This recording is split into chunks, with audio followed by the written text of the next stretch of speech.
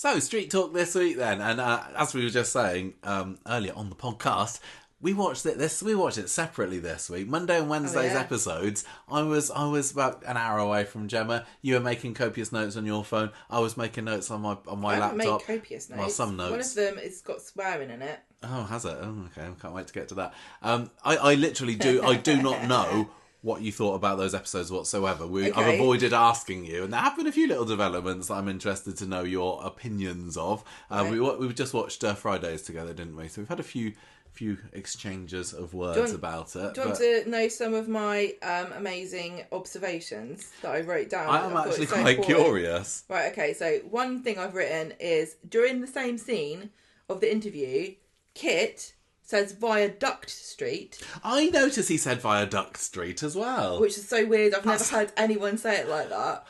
And then later on he just says Viaduct Street. He didn't say Viaduct Street. Yeah, get your intonation right. And in the same scene, DC Green, who I was thrilled to see again, I'm sure you can imagine, comes and says and calls her client Ratcliffe, not Radcliffe. Did she? Did she really? I was like, they could have done that scene again.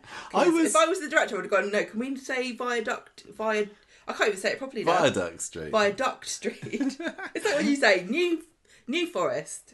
That's not how you say it. Do you, did you know that Alya was coming back this week? I think I saw somebody saying Alya's back. I'd seen a couple of posts I was still online. surprised because I forgot I read that. Yeah, I think that was the same with me. I think I'd seen some posts online alluding to the fact that her return was imminent, but I definitely didn't know she was going to be back in Wednesdays, and there had been a little bit of forgetfulness. And we know that she's been back working for a couple of months now. But yeah, when she just swanned in, it's like, oh, that was without fanfare, wasn't it? And now you're working for the bad guys. See, I'm sure a lot of people think I'm playing a part when I say I forgot this or I forgot that or I don't remember spoilers, but I genuinely am incredibly forgetful. So there you go. That proves my point. Any other gems amongst your notes this week? Chesney is such an effing idiot. Why did he park his car like that? I wondered that. And then I wrote, he's just been petty. The ironing board is a mechanical marvel beyond Chesney's comprehension because he couldn't work out how to put it up properly. I also wrote, why should we care about the quads anymore? Because on Wednesday, it was like they didn't exist. And then on Friday, he finally remembers that they're there and they're throwing up everywhere. And he suddenly needs childcare. Why didn't he need it on Wednesday, but he needed it on Friday? I don't care now. And I also don't care. I guess Bernie was around on Wednesday. I also don't care about his money problems anymore because the pair of them are so irresponsible. I remember about a year ago when we were... I can't remember whether we'd been involved in an online press Zoom thing with Coronation Street or whatever, where Ian McLeod or whoever had been talking about here's what's to come for 2024, sorry. And they've been like, oh yeah, money problems, more problems for the Winter Brown family, but don't worry, rich auntie, what's her face, Linda, is going to swan in and save them. And it's just on repeat. And I know that poorness doesn't get better if you're poor. Poverty doesn't get just miraculously solved. But it feels like when they're thinking of what storyline to do for that family next, it's how about one where they have money woes? That sounds fresh and original. Their day-to-day life is completely unaffected by like the problems with jobs and money and babysitting. But then every so often they'll make it a plot problem and then remind us. But what about the other 50 episodes of the year when it's not a problem? It doesn't make any sense. Also, they could at least have the common decency to be comedy poor, like Stan and Hilda was. Is that unacceptable now? I don't know. But going off to... Also, I took a screenshot because I couldn't believe it this morning. I had to rewind it and put the captions on to see that I was reading this right. Portsmouth's supposed to be really nice. Compared to what? Compared to who told you that? Gemma has disappeared off to Portsmouth this week. I can't remember why she said she was going to Portsmouth. Because she's got a mate sad. there. She's gone there. She's gone to visit Peter. She's sad, so she's gone to Portsmouth. And look, the person... I know we've got somebody who lives in Portsmouth. Who listens. And I have to say this because I'm from Southampton. Portsmouth said dump. And you'd say the same thing about Southampton, because that's what we do. We hate each other, but really, we're all brothers and sisters. The Southampton-Portsmouth rivalry is only rivals itself. The one between Liverpool and Manchester. I was going to say Weatherfield North and Weatherfield South, which I'm sure are bitter rivals. So this is why I'm saying I don't care about them anymore, because if you're so poor that you can't, he's crying because his stepdad's died, but he's also worried about money and he doesn't know where the next penny's coming from. I'm sorry, but you don't have the luxury of going to Portsmouth for a week to be sad. You just don't. Most people get 2 weeks off for bereavement, and that sucks. I think that's awful, and I wish that it could be changed, but you got responsibilities and you're not helping yourself, so I don't feel sorry for them. Again, I've given up now. I don't care about them. Remember a few weeks ago I said it's like evil Tories wrote this? I just want to clarify, I did mean evil Tories, because I don't think that Tories are evil, but there are definitely some evil Tories, just like there's some evil Labour people, evil Liberals, evil right-wingers, whatever, but it's like a bunch of people who wrote for the Daily Mail put together this storyline to make them look like shirkers and layabouts. This is like the most badly conceived storyline for trying to drum up sympathy for a family that's supposed to be struggling. I am a little, I'm more than a little fed up with it. I was reading some people online saying, what's going on with Dolly Rose? Has she gone away? Has she taken a break from the show? And I don't know whether, I didn't look into it too much, because again, I do try to avoid spoilers, honestly. But yeah, people were under the impression that Gemma's not coming back soon. And she's gone on a little extended break. There are fantastic ships. Like Corrie characters are wants to do somewhere. In Portsmouth. She's going to have to go back more than once to really get the proper value I don't know how much Gemma would really appreciate the Portsmouth dockyards. I think she'd probably like Gunwharf Quays more. Yeah, but she's got no money to spend there. She'd just steal it like she did the children's shoes. Remember when she was so poor? She'd probably go up the Spinnaker Tower, wouldn't she? She couldn't afford £30 to buy a pair of children's shoes for her giant-footed child. But now she can just take, months off because she's sad.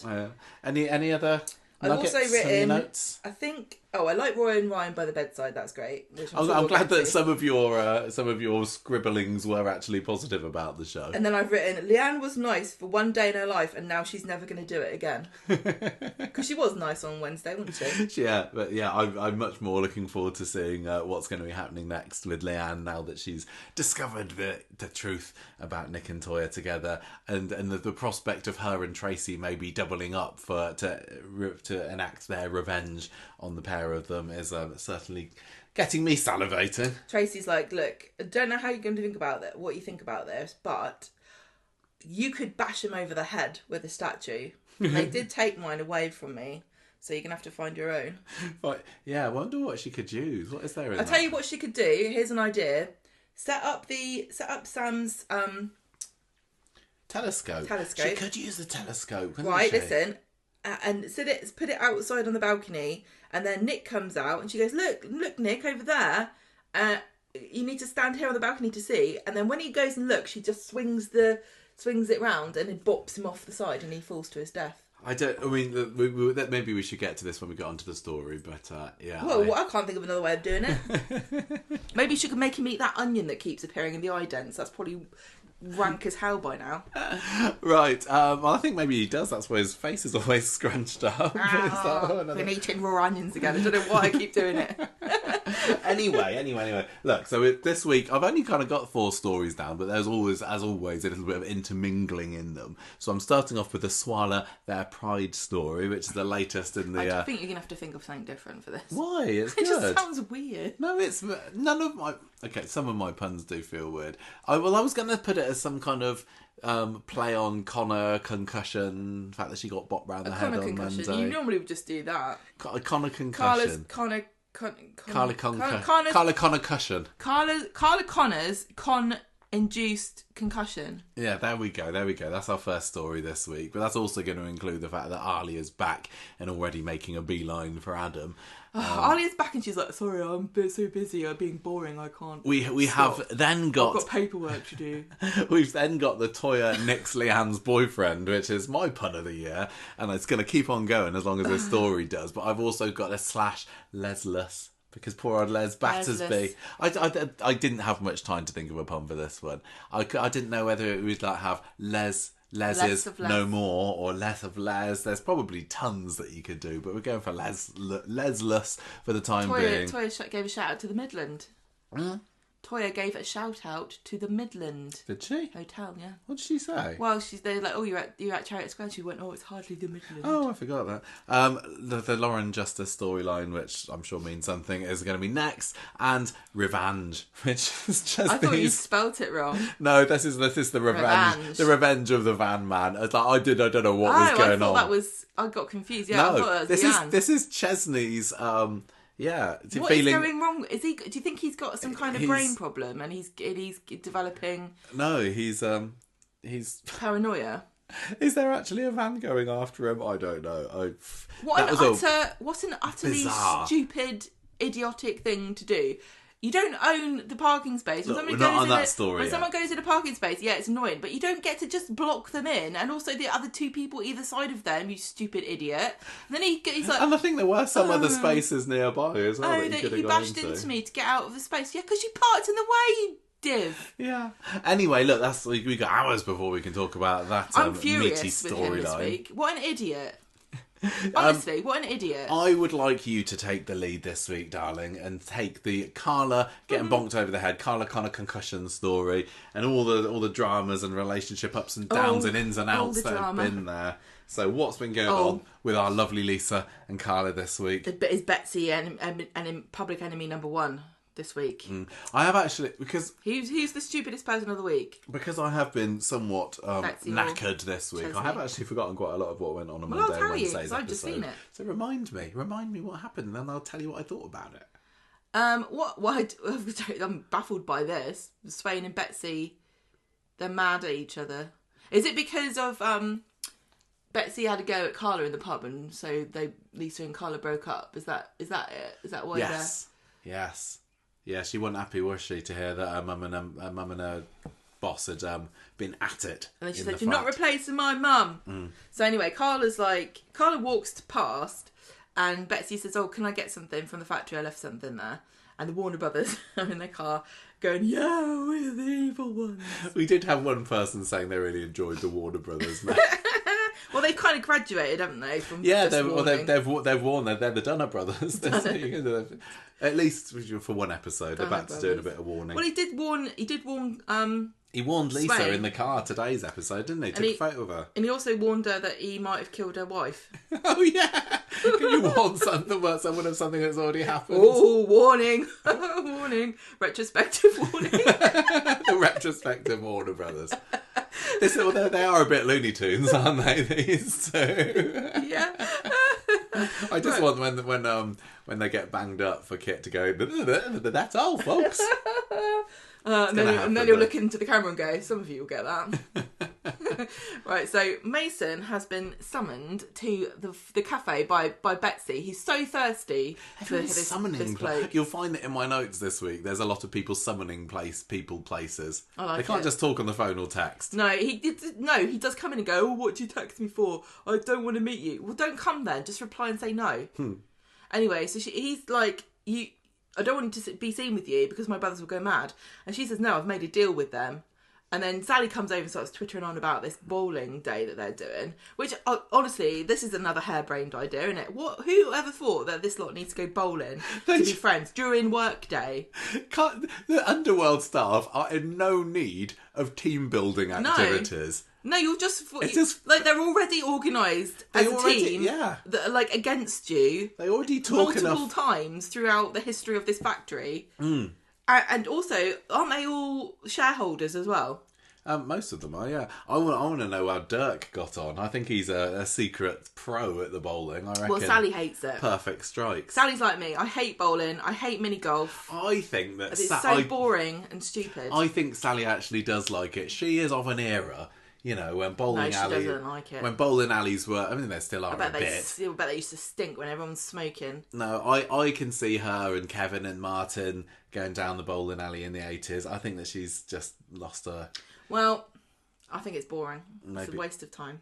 Maybe she just needs the bumpers It's just up. the And most she boring. doesn't I wanna... hate any sport where you go as a group together to have fun, but then you have to stand up in front of everybody and go, look at me doing something useless. Everyone observe me failing miserably at something I do, probably I'm going to do in my whole life a dozen times because I hate it and it's boring. Bowling is something... So dull. We in the last 15 years, we've probably gone bowling about twice, haven't we? But it's one of these things costs that... money too. I think I like the Why? idea of it until I'm there and I remember, oh yes, I'm not actually that good. I think the scores that I kind of get in bowling on the rare occasions that I go, acceptable for a 9-year-old, and I haven't really progressed since then because it's not really that much of an achievement to say bowl over 100, is it? But I tell you what, if I got over 100 these days, I'd be singing it from the rooftops and then realising that that's kind of normal. It's just boring. I'm really sorry. I hate it.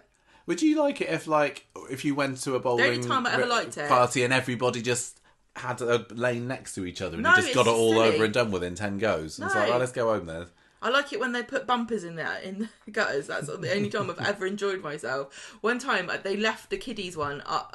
They had a kiddie party before we went, and they left all the stuff there. And they had one of those little, the funnels. Yeah, little elephant trunks. And then they also left the bumpers in. I had the time of my life. It was fantastic. Have you ever done the thing where you accidentally throw the bowling ball over into the next lane? I've done that and got a strike before. What, on someone else's leg? Yeah.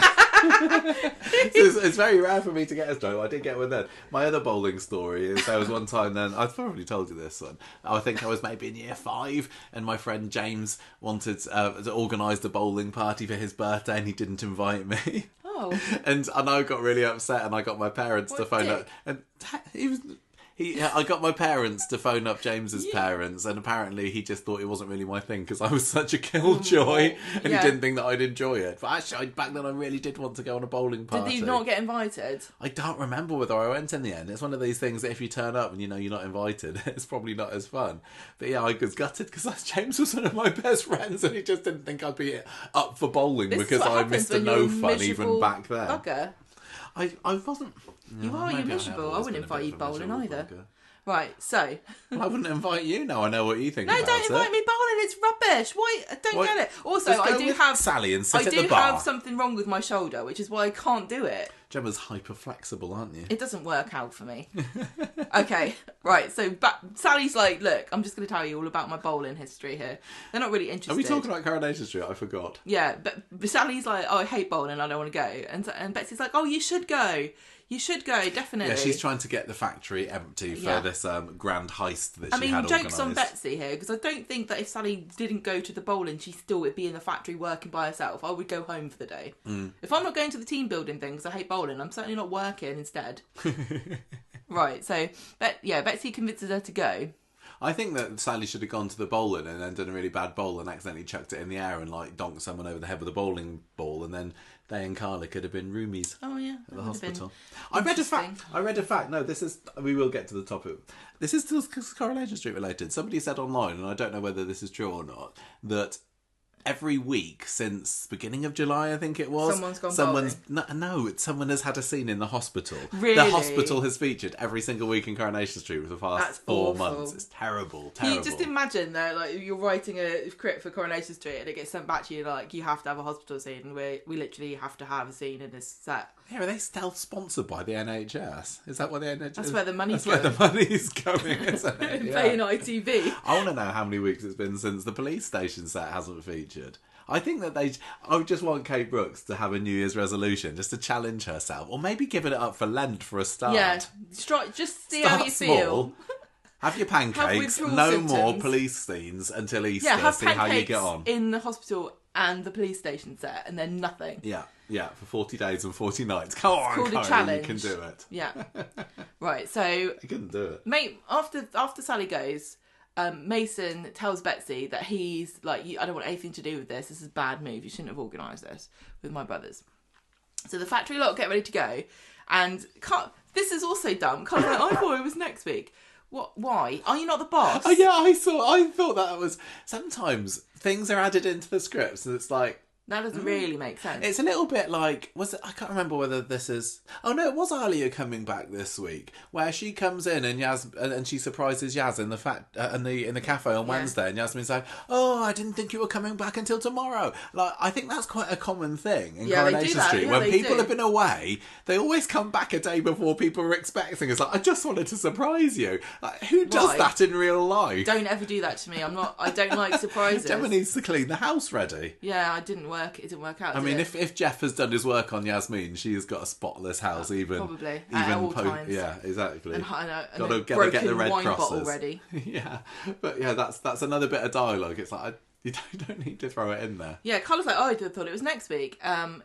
Betsy, in the confusion, they're all poor timekeepers in Weatherfield, aren't they? That's why they haven't noticed there's only 3 days a week. From Carla's drawer. Yeah, she's like, I'm sorry, it's like we have 7 days normally, but for some reason we never get to the weekend. So I thought, that's why they can't do their staff training day on a Saturday. Well, they can't go to the bowling on Saturday like everybody else because it doesn't exist. Oh, and they're like, right, Carla, you've got to go home and change your trainers because those shoes are not suitable. This I didn't understand. Doesn't make any sense because you've got to take your shoes off. Who goes to the bowling alley in their bowling shoes? I know the old pros do, like Dirk. They weren't bowling shoes. They were just trainers. Yeah. You can walk into a bowling alley in high heels. You can wear anything on your feet and be allowed to go bowling because they give you shoes. Yeah, that was odd. Maybe times has changed since we were more regular bowlers. But as far as I understood it... That's one of the main things about bowling that sucks, is like you have to wear someone else's stinky shoes. You can't wear all shoes. If you wore clown shoes, they probably wouldn't be able to fit in the little nooks that they provide for them. Maybe that's why they said to her, you've got to change your shoes because your boots are too giant for the cubbyhole. Tell you who can go bowling and put out Caris. It doesn't fit in the nook. We don't have shoes for you. We could hack up a pair of shoes. That's going to be the next woes for the Battersby Brown family, isn't it? Like, they just want to go family. They want to go bowling. Elephantitis of the foot. Yeah, and Cleo and Alid and Bryn are all like happily bowling away, and Caris is just there on the side going, well, there's no shoes that will fit me. Anyway. That will be a fact that we remember forever about this poor child. That she's got hideously oversized feet. Come on. Okay, right. Sorry, it's my fault. I know, mostly. You're causing a distraction today. Right, so she goes home to get her trainers, and then we get Betsy goes out the back, and she's like, "Oh, here's the keys. You got to just leave Mason alone if I let you rob everything, okay?" And then Betsy's hiding in the factory, and Carla comes in and hears her phone go off. And she's like, is anyone there? Is that going to come up at some point? She's going to... Yeah, no, it's not going to, is it? Yeah, she meets Lisa later in the pub. What does that mean? What? No, I'm just saying, Carla knows now that Betsy did it. Yeah. I was just wondering if this was going to... Because this is pointless. This scene was totally pointless. If it would have made sense if she had recognised the text message tone later on, but she doesn't. So Betsy's hiding. Carla gets a phone call. Oh yes, no, I thought that might happen. And then she goes to meet Carla in the Lisa in the pub, and Lisa's like, "I've summoned you here to buy you a Coke and tell you you're dumped. Yeah. I'm not ready for a relationship with anybody. Iron brew, Gemma. Even you and your beautiful raven hair." And Carla's like, "Well, I could be bowling now. I've changed my shoes and everything." She's not happy about it, is she? No. And she doesn't even want the Coke. No. In the end, does she? Oh, yeah, it's Lisa that buys... Yeah. Fountain Coke is the worst. I agree with you, Carla. I'm sure that's what you were thinking. Betsy lets the brothers into the factory and says, right, be quick. I don't know when Carla's going to come back because I'm telling you now, she's gone to the pub. She'll be back in a minute. So Carla then comes back to the factory and it's ransacked. She looks really sad and devastated. She's walking through. For some reason, they've just trashed the place instead of just stealing everything. Well, they did plan to steal stuff. Was there any... I don't think there was any kind of major comeback on the factory being raided, was there? Well, they took all their computers. The stakes were raised. We don't need those. We just do it in our heads. They don't seem to be bothered. Mike Baldwin's looking down and is like, that's the way. Like, usually that would lead to like 2 weeks of chaos and all the orders getting cancelled and confused. Well, the stakes were raised when Carla nearly got killed. Is it though? Everyone's getting nearly killed all the time. Like you said, the factory. I mean, it is. It's a head wound factory, the hospital. Right, so she's she's looking about. Oh, I can't believe it. I've been robbed. And she's about to phone up the police, and Logan jumps out and whacks her on the head. She doesn't see her. She doesn't see him. And they both run away. And then we get to see Mason as finding Betsy on Maxine's bench, and he says, "You got to call this off because nothing ever goes right with these guys. It's all going to end in tears." Mason's a bit of a broken record with this. I'm fed up with these two meeting up with each other. It's because he's a Warner brother as well. He's yeah. warning her about the Warner brothers. No, I'm warning you, Betsy. This ain't gonna end well. But the pair of them, she just fancies him, and he doesn't seem that into her. And he spends his whole time going, "Oh, I'm scared of my brothers." Move then. Go live somewhere else. What are you doing? I'm fed up with it. Like we've had the same scene with these two. Like, she's thirsty and he's indifferent. Yeah, you're right. It is a bit ad nauseum, isn't it? I'm not bothered. I don't care. Anyway.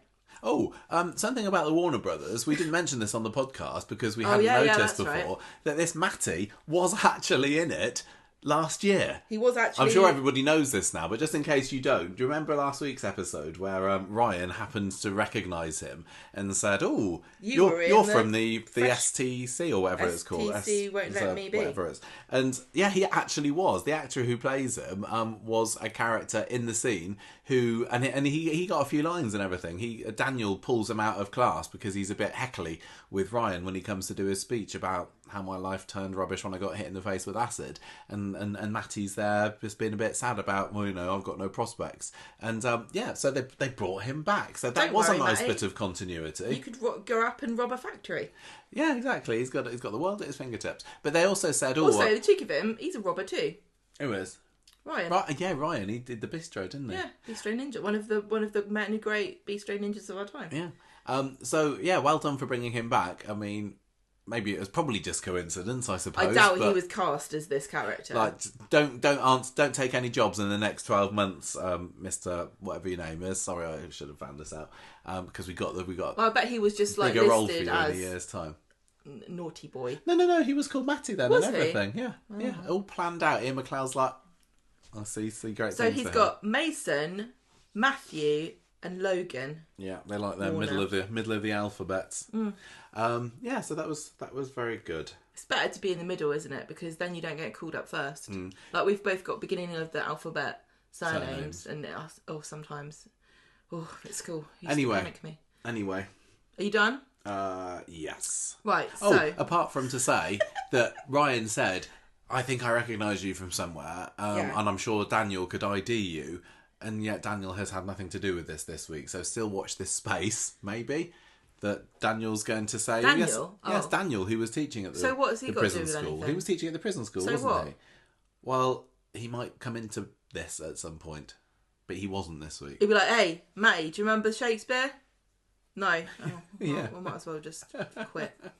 Sorry, carry on. So the ambulance Continue. turns up, and Carla's there telling Craig what happened, and he's like, "You should go to the hospital." She says, "I don't want to fuss," and I can't remember what like. Craig says something like, "Don't worry, I'll take care of it," and Carla's like, "Can someone else double check when you're finished?" Betsy's there, and she sees a message from Logan on her phone going, "Meet at the precinct at 4:30. If we don't hear back, consider our deal expired." So Betsy meets up with them and says, "Look, I didn't know Carla was going to come back. I can't believe you attacked her. That's not part of the plan. I'm in trouble now. That's my boss you just battered over the head. And also, I hope that you know that Mason's off the hook now. You got to leave him alone, right?" And they're like, "Oh, we just have to see. And if we go down, you go down." And so, she's very bad at choices, isn't she? Betsy. Yeah. Right, so Carla decides she's not going home. She goes and tries to sort out the insurance claim. Mistake. And she's in the factory on the phone, and Ryan and Roy come around because these guys are a double act this week, aren't they? Yes, they spend the whole week just hanging around together. I loved the scene where they were discussing the muscles. Yeah. That was on Wednesdays, was it? Yeah. And Roy was out. Latins, yes, it was, wasn't it? The name of, I don't remember what the muscle was now because I've got no Sartorius. idea. I'm really bad at remembering names of muscles. Was it that? Yeah. Why not? I've literally never heard that word before as a muscle. Have you? I'm sure I did No. something about anatomy. Well, I think it worked well for this, because this is obviously something that Roy thinks he should know, and Ryan would, because he's a gym guy. And yeah, I thought there was a very quaint scene between the two of them. More of this, please. More, please. Yeah, I loved that. I thought it was great. So they come round, fuss over her, tell her to go to the hospital, and she's like, "No, I've got to do this. I've got to focus now." So they tell her to lock herself in, so she does, and she makes a big deal about knowing that she's locked herself in, and then she's wheezing about and falls on the floor and has a collapse. Oh dear. And Betsy lets herself in later, and finds her on the floor. She's just returning these keys. But she finds Carla, phones an ambulance again, and she's proper fretting, but she remembers to put the keys back. Not where she got them, though. For some reason, the factory lot come back to the factory after bowling. I'd just go home. Especially when I live literally up the road. Well, you can't really avoid the ambulances outside the factory if you live just opposite it, can you? Right, well, they come in and see the ambulance, and everyone's gathering. Oh, what's happened?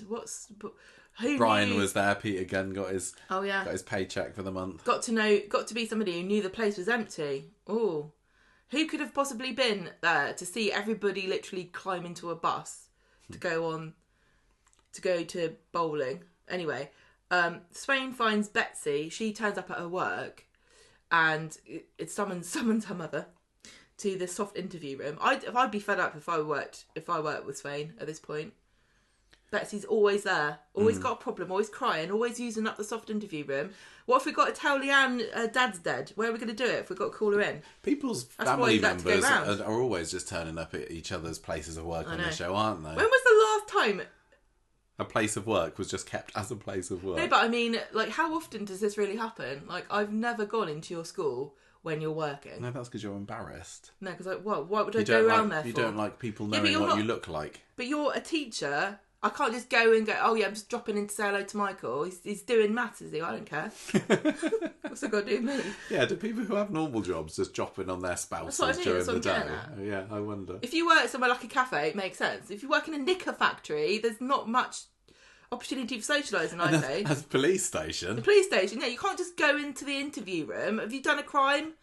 Have you know someone who did? No, get out then. Yeah, and We've got stuff to do. Has she been DBS checked? Yeah. I don't. Probably wouldn't pass it, would she? I think that leaving her just wander willy-nilly around the station is probably something about GDPR that's... you can read all kinds of stuff on those notice boards. Yeah. Right, so Lisa's like, what's happening? What's up? And Betsy tells her what's happened. And so at the hospital, Roy and Ryan are there talking about how sad it is because Carla's still unconscious.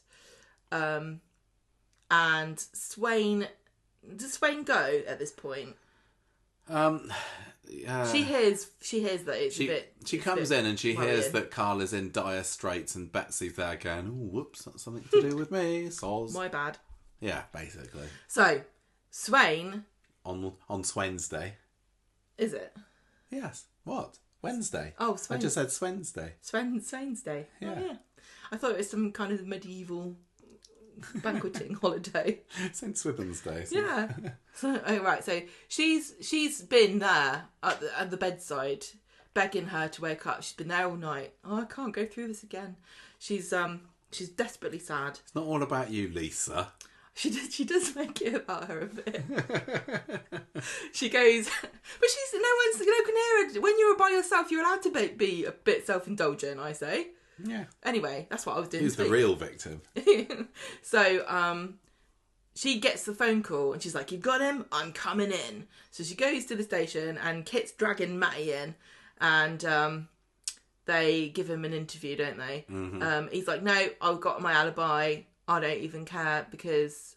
Yeah, he says that he was at some garage getting his car done, doesn't he? My heat shield fixed. Is that what it was? And he's like, "Well, no, it wasn't me." And Lisa says, "How did you get into the factory?" And he's like, "Haha, no comment, I'm not telling you nothing." And then Alya comes in and she's shadowing Matty's solicitor, and she goes, "I've got a very important email here with an invoice with some work that was done on the car to prove that they were there." I kind of, in a way, I like the idea that Alya's now working for the enemy, but it's not taken her too long at all to realise, hang on a minute, this is feeling a little bit dodgy. Yeah. it kind of,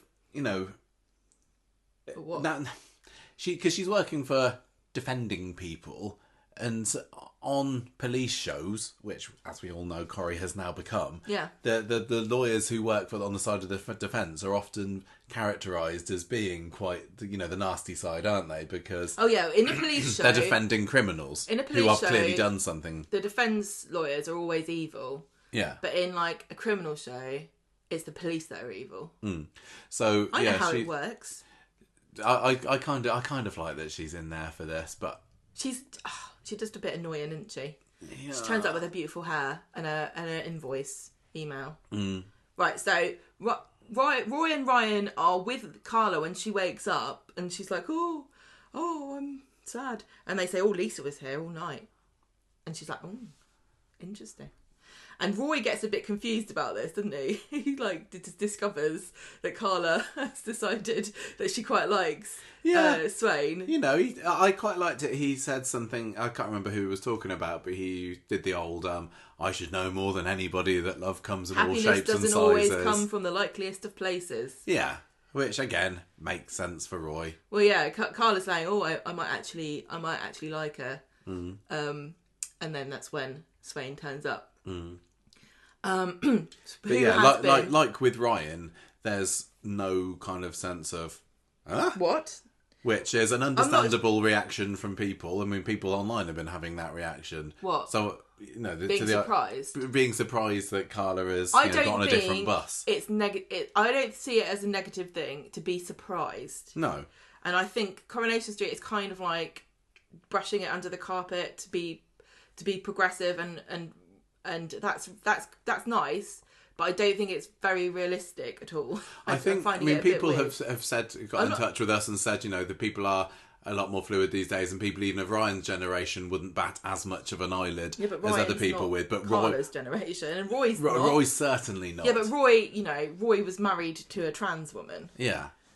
But when I don't think anybody else really knows about it yet, do they? I don't need there to be people. I don't want people to be negative about it. I just want it to be clear. I don't think that I'm not saying everyone should be up in arms and like telling her that she's wrong or weird or confused or something. But like literally just going, that's a bit of an odd reaction. At least we know now there's no danger of Les turning up and putting his foot in it with some inappropriate cavemanish comment. I mean, Sally, I'm kind of looking forward to her Everyone reaction. Cannot wait for Sally to find out. It will be a field day. I really hope they make a big deal out of it, because there's so much potential for hilarity. And I think we've said before that Beth's reaction could have been interesting, because she might have likely said something inappropriate. Yeah, she would have. You're right. I don't need it to be a big thing, but I think it would feel odd if absolutely nobody. Surprise. Yeah. That's all. Being surprised by something unexpected is not negative. No, I don't think it's going to undermine any progress or any kind of message in this story to have people go, okay. Well, it was a bit like after Aidan's suicide, and everybody had a very different reaction to it, didn't they? And some of those reactions weren't necessarily the PC reaction, like Beth in that case. I know.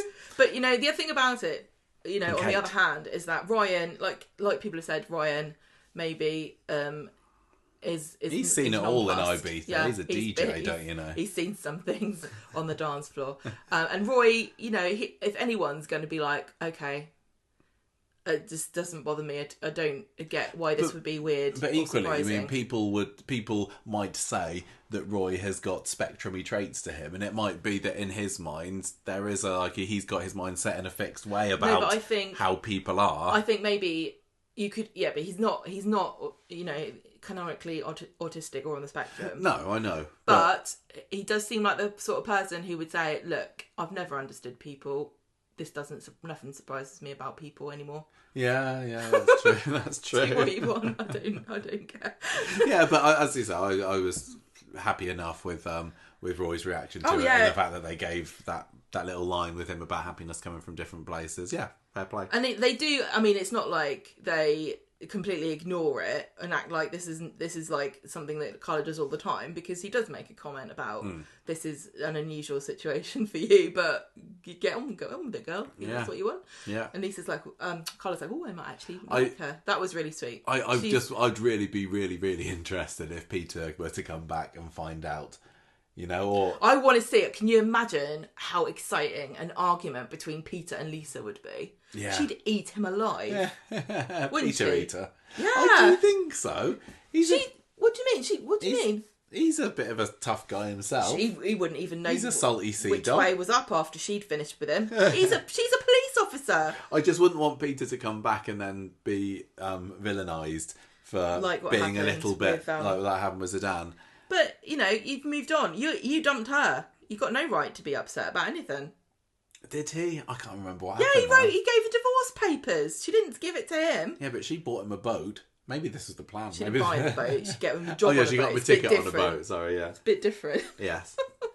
I'm confusing it with when he bought a boat a few years ago. No, she bought him a boat. She bought him a boat before, and now she got him a ticket for a boat. Okay, you have got a good memory. Sometimes I remember things, and most of the time I don't. Anyway, so Swain's had this interview with Matty, and she can't pin it on him at all. There's a Swain interview on Swain's Day. She doesn't believe that she's determined she's going to get them, and Kit's like, you're being a bit fixated on this, and she's like, don't worry about it, it's none of your business.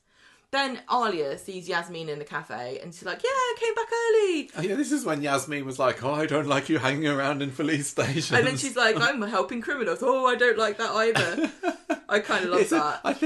I think the horse has bolted here, Yasmin. You can't say well done to your daughter for training to be a lawyer and say granddaughter, sorry, and say I didn't know that would involve you going to police stations or mingling with people who might be seen as a little bit shady. Yeah, but she's thought she was dealing with the normal stuff that Adam's always moaning about. Like, remember that boundary dispute? We never got to the bottom of that, did we? Oh yeah, the boundary dispute. She did say it was. Is this about a hedge fund or something? Isn't she? It's not the same thing, Michael. Well, you have hedges on your pouches. I know it's not the same thing. I'm not that dense. Move on. Are you sure? Definitely. I can't tried tell. to make a joke that made All us right. all excuse. Okay, I can't tell you. Right. So can you tell we haven't seen each other for a week? Right. It's sweet, isn't it? So Swain. It's like when Carla and Lisa haven't been in an episode together for a few days.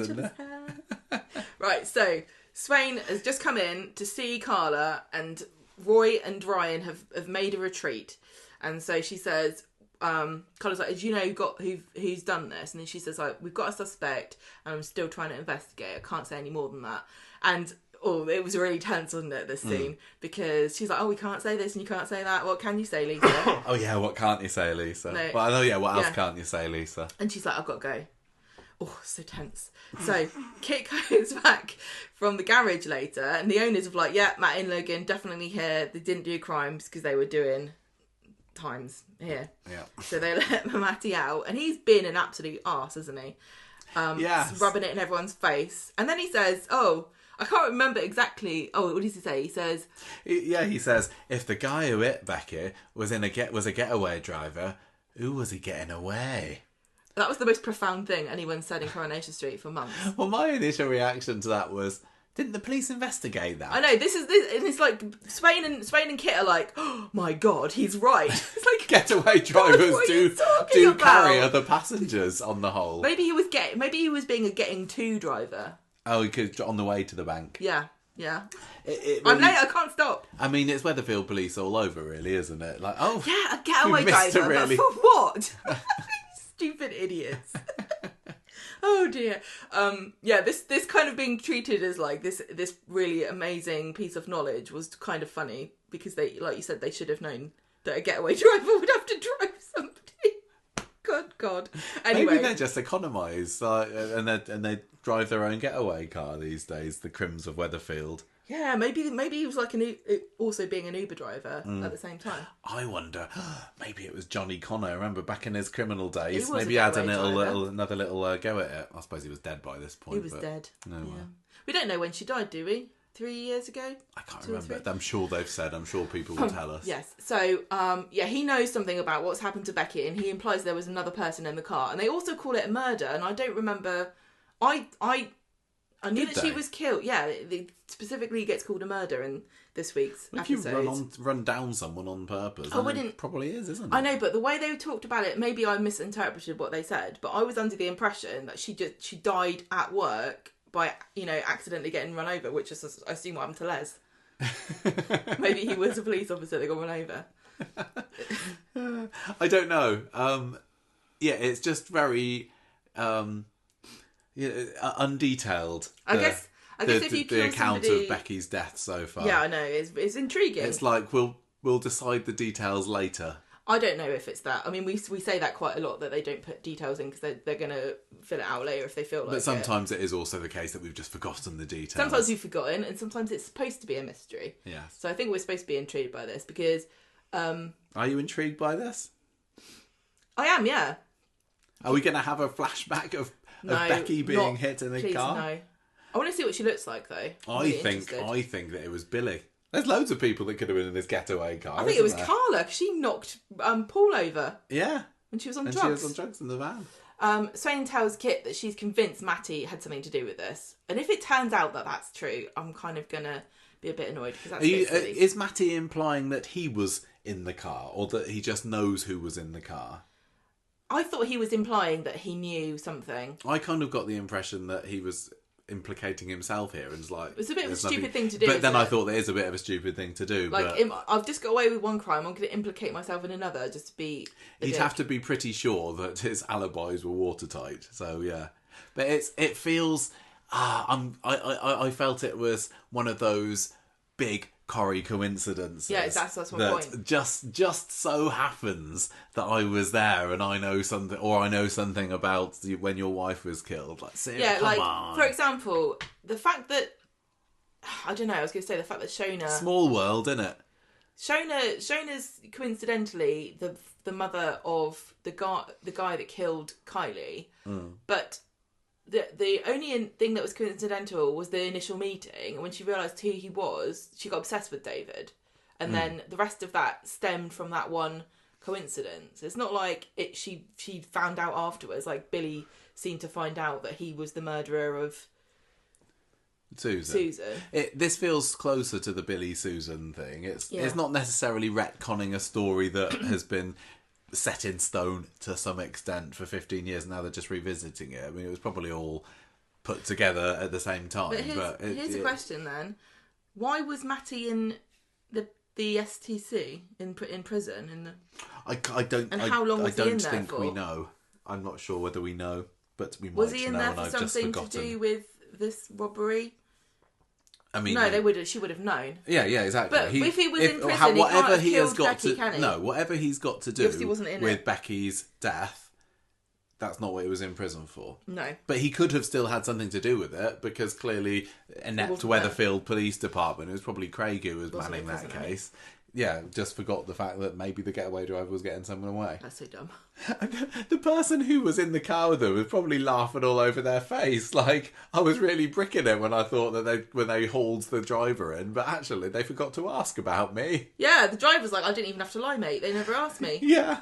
That's so silly. And this guy, this driver's gone down for murder of a police officer without once grassing up the other person. That also makes no sense. Honour among thieves in Weatherfield. Oh yeah, they're the best people, aren't they? Although, tell you what, if I wouldn't want to be dobbing Matty in, because as Mason keeps telling us, he'll warn you. As he keeps warning us, he's a bad lad. He's nasty. He's He's up to no good. Yeah, and he likes. Don't go on the wrong side of Matty. And don't mess around with his cup of tea and his saucer. Anyway. Right, so Betsy finds Swain having a moment. She's been sad because all this is raked up at everything about Becky's death. And she's got a lot on her mind. She's kind of crying. And Betsy's like, oh, hug? I want a hug. Hug, please. And they have a little mother-daughter hug. Carla tells Roy and Ryan that whoever broke into the factory didn't break into the factory. They had some keys. And so go and find out who had any spare keys. Mm-hmm. We had a bit of scene with Alya, didn't we, around this point, where Adam's pleased to see her, because remember what was going on there before Sarah Khan went off on a maternity leave.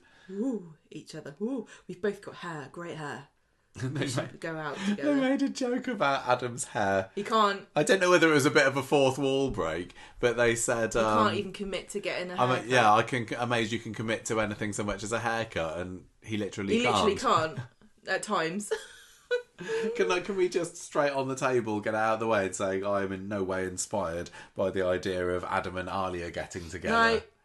It's like, seriously, It seems quite when they me. were kind of moving about each other's waters or whatever 6 months ago, I was like, no, not bothered. They're both literally forgot. Characters. I know that I don't like to be too mean about, but literally the pair of them, I kind of forget they're in it when they're not on the screen. Oh yeah, totally. I'm not wondering what Adam's doing. No. Ever. Really. He's not had a proper story since Alya left.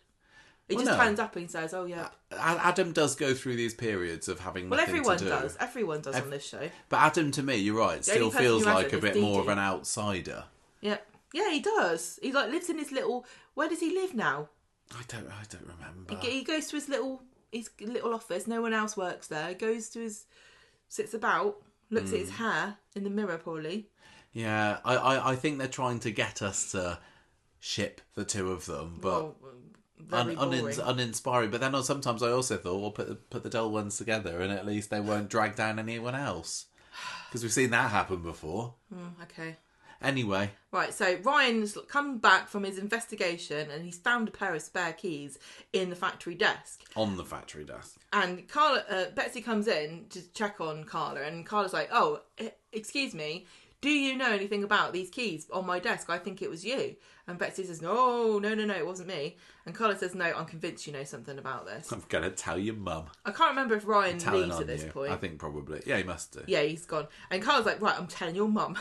And Betsy's like, "No, don't tell my mum. I'll tell you everything." She's like, Carla's saying, "I'm going to get prints off this keys." As she's holding them in her hand. I think they're gone now. Betsy says, "Look, I was behind this. I did let them in." And she confesses even her motivation. She's like, "Yeah, I hate you. I wanted to punish you because I don't want you to replace my mum. But I didn't know these guys, they were going to kill you. I didn't tell them to attack you or anything. I thought that they'd just go and steal stuff. And also, there's somebody my friend, who they're going after, and I wanted to protect him." It just sounds so silly when she's saying it. She is only really 16, naive. Isn't she? She's so naive. Very naive, Yeah. but she puts on a front of being a bit street smart. I'm not criticising the story. I'm criticising her logic. Kids do stupid things. Well, that's the point of being a kid, isn't it? You're supposed to be able to make... I mean, you shouldn't be really making mistakes of this level, but hey. Yeah, I nearly got my boss is a soap, isn't killed. It? Yeah.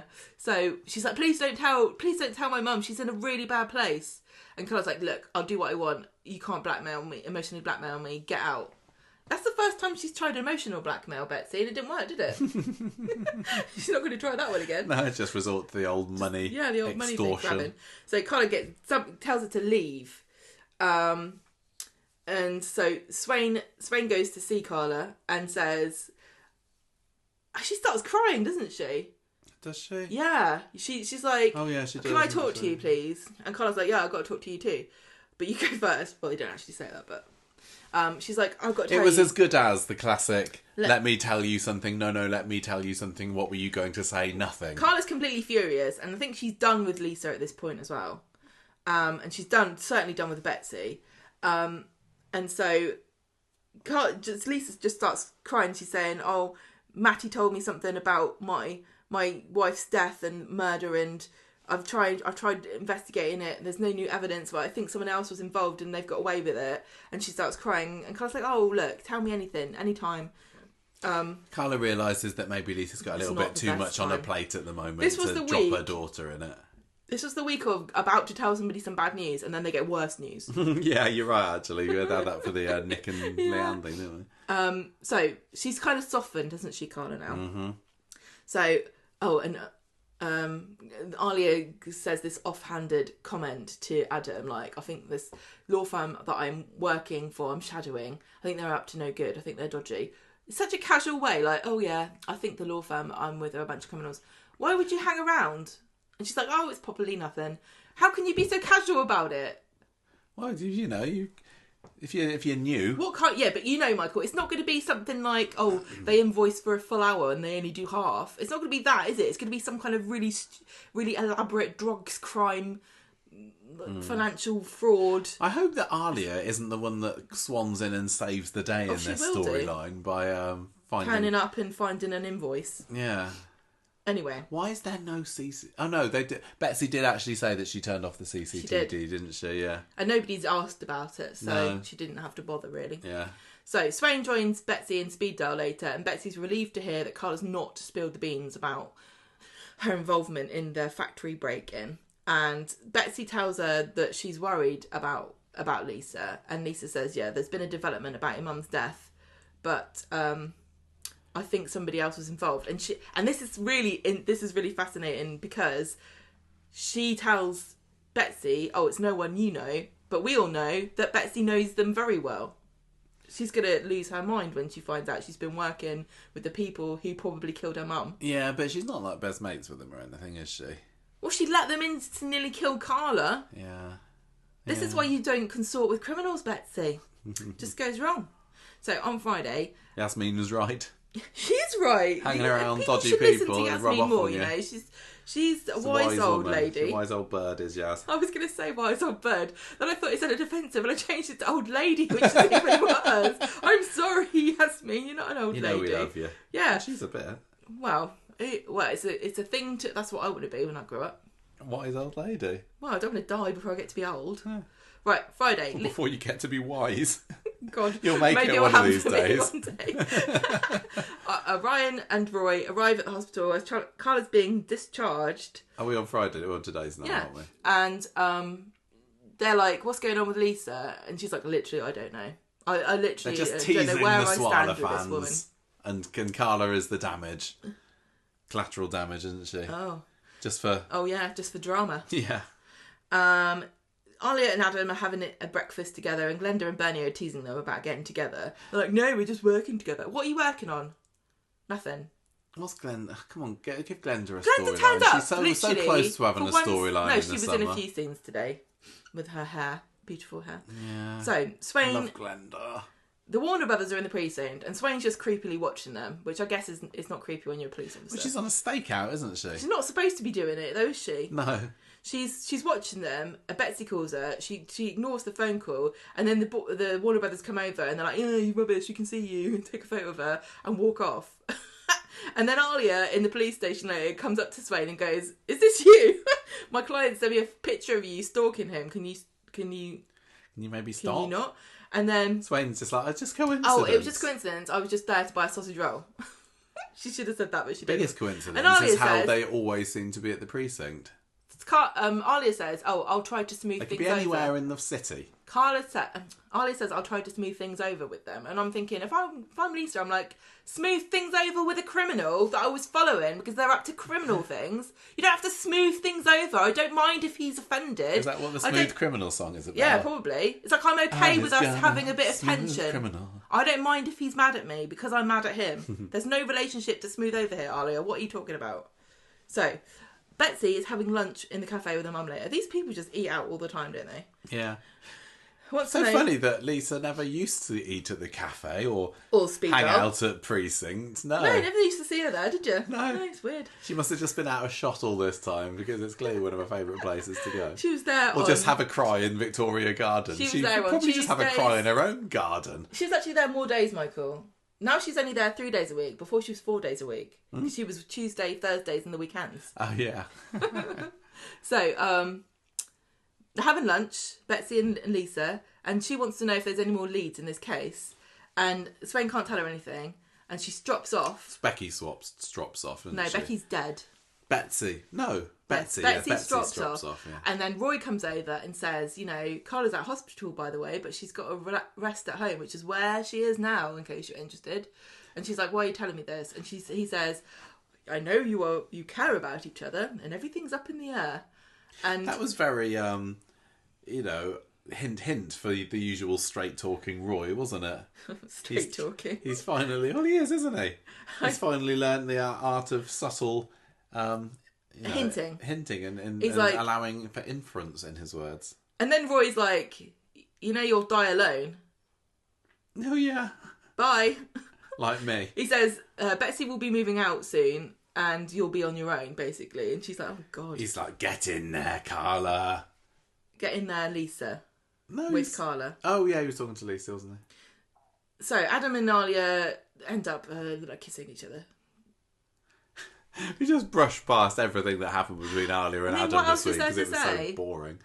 Alya's like, I don't believe Matty's story. Let's have a kiss because I've got nothing else to say. Really. They have a little drink at the Rovers, then they have a little dinner at the bistro, and that's it.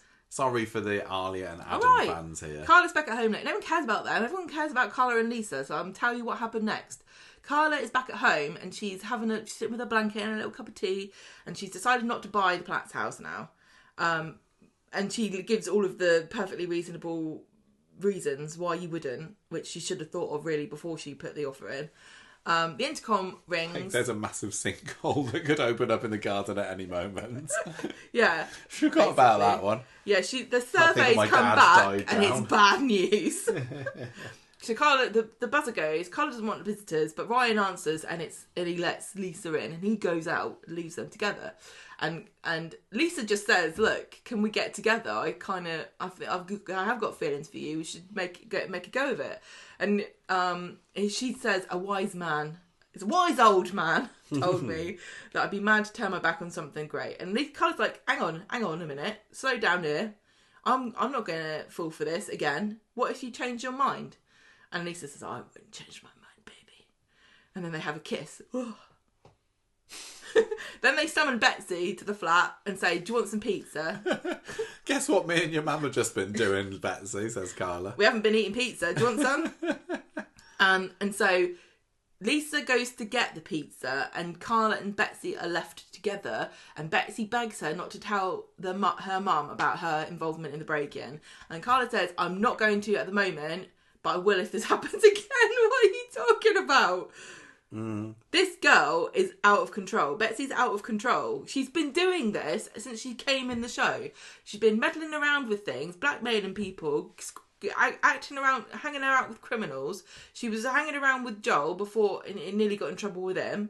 It's surprised he didn't try to murder her. Yeah. Now she's hanging around. I mean, even Mason. Maybe. Mason's like the nicest guy she knows, and he's a criminal too. He drove a child to suicide.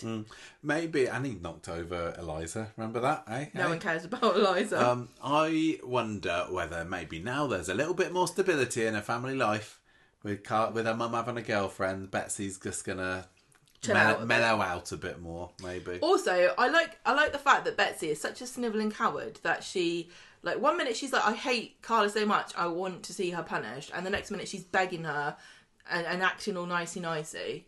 What are her feelings towards Carla now? Has she changed her mind? She must still hate her.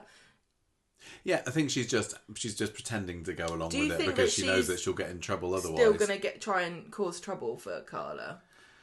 Or do you think she'll just be grateful? Is she just grateful that she's got away with it? Has she changed her mind and she's now okay with Carla because Carla's hiding her secret? I cannot believe that Betsy would change her mind about Carla after she and her mum boinked on the day of her dead mum's death anniversary or birthday or whatever it was. Birthday. No, she's going to try and cause trouble. It's really difficult to like Betsy, isn't it? And I'm still there thinking, are we supposed to like her?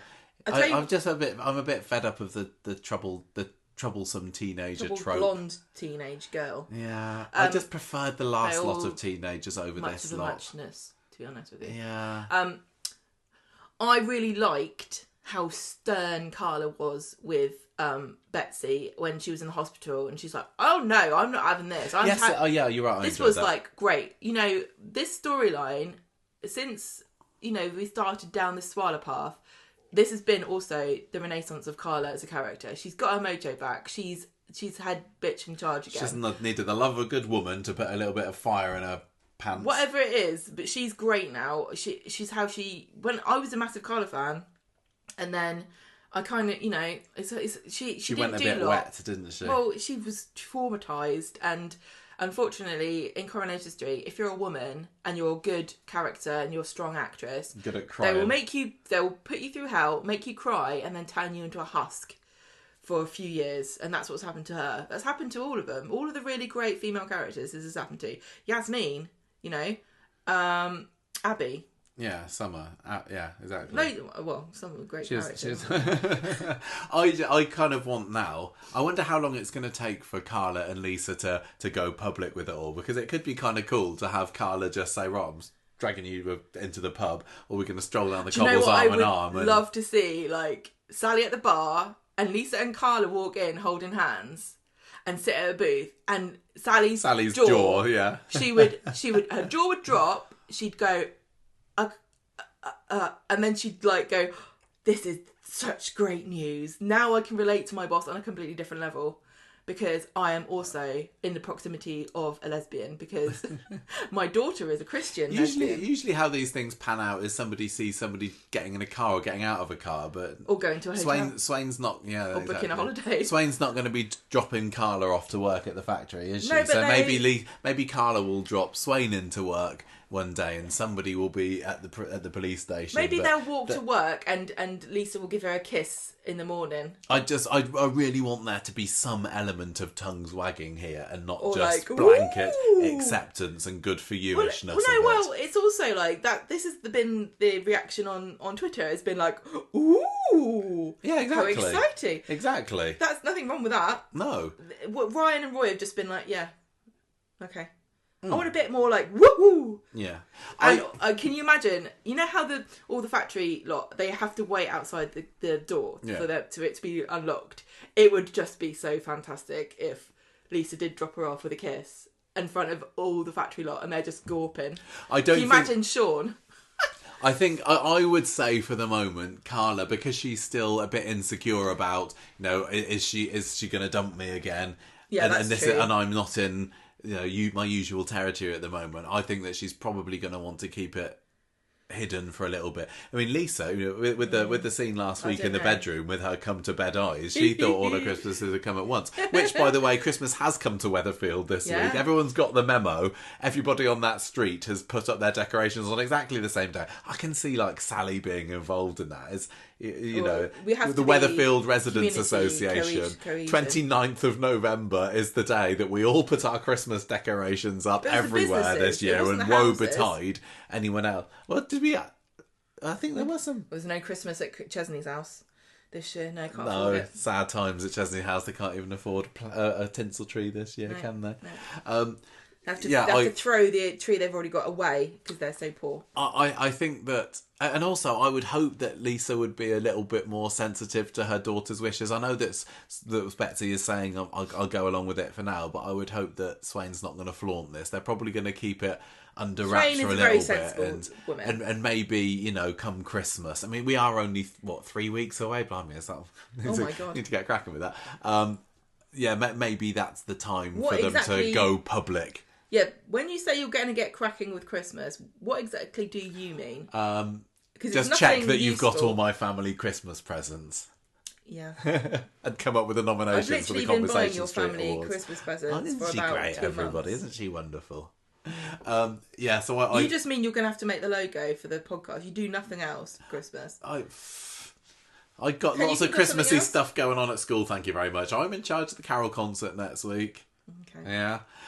Anyway, I could do with this story maybe going on a bit of a hiatus for a bit. It's felt a little bit full on. For the time being, it's taking up a lot of time.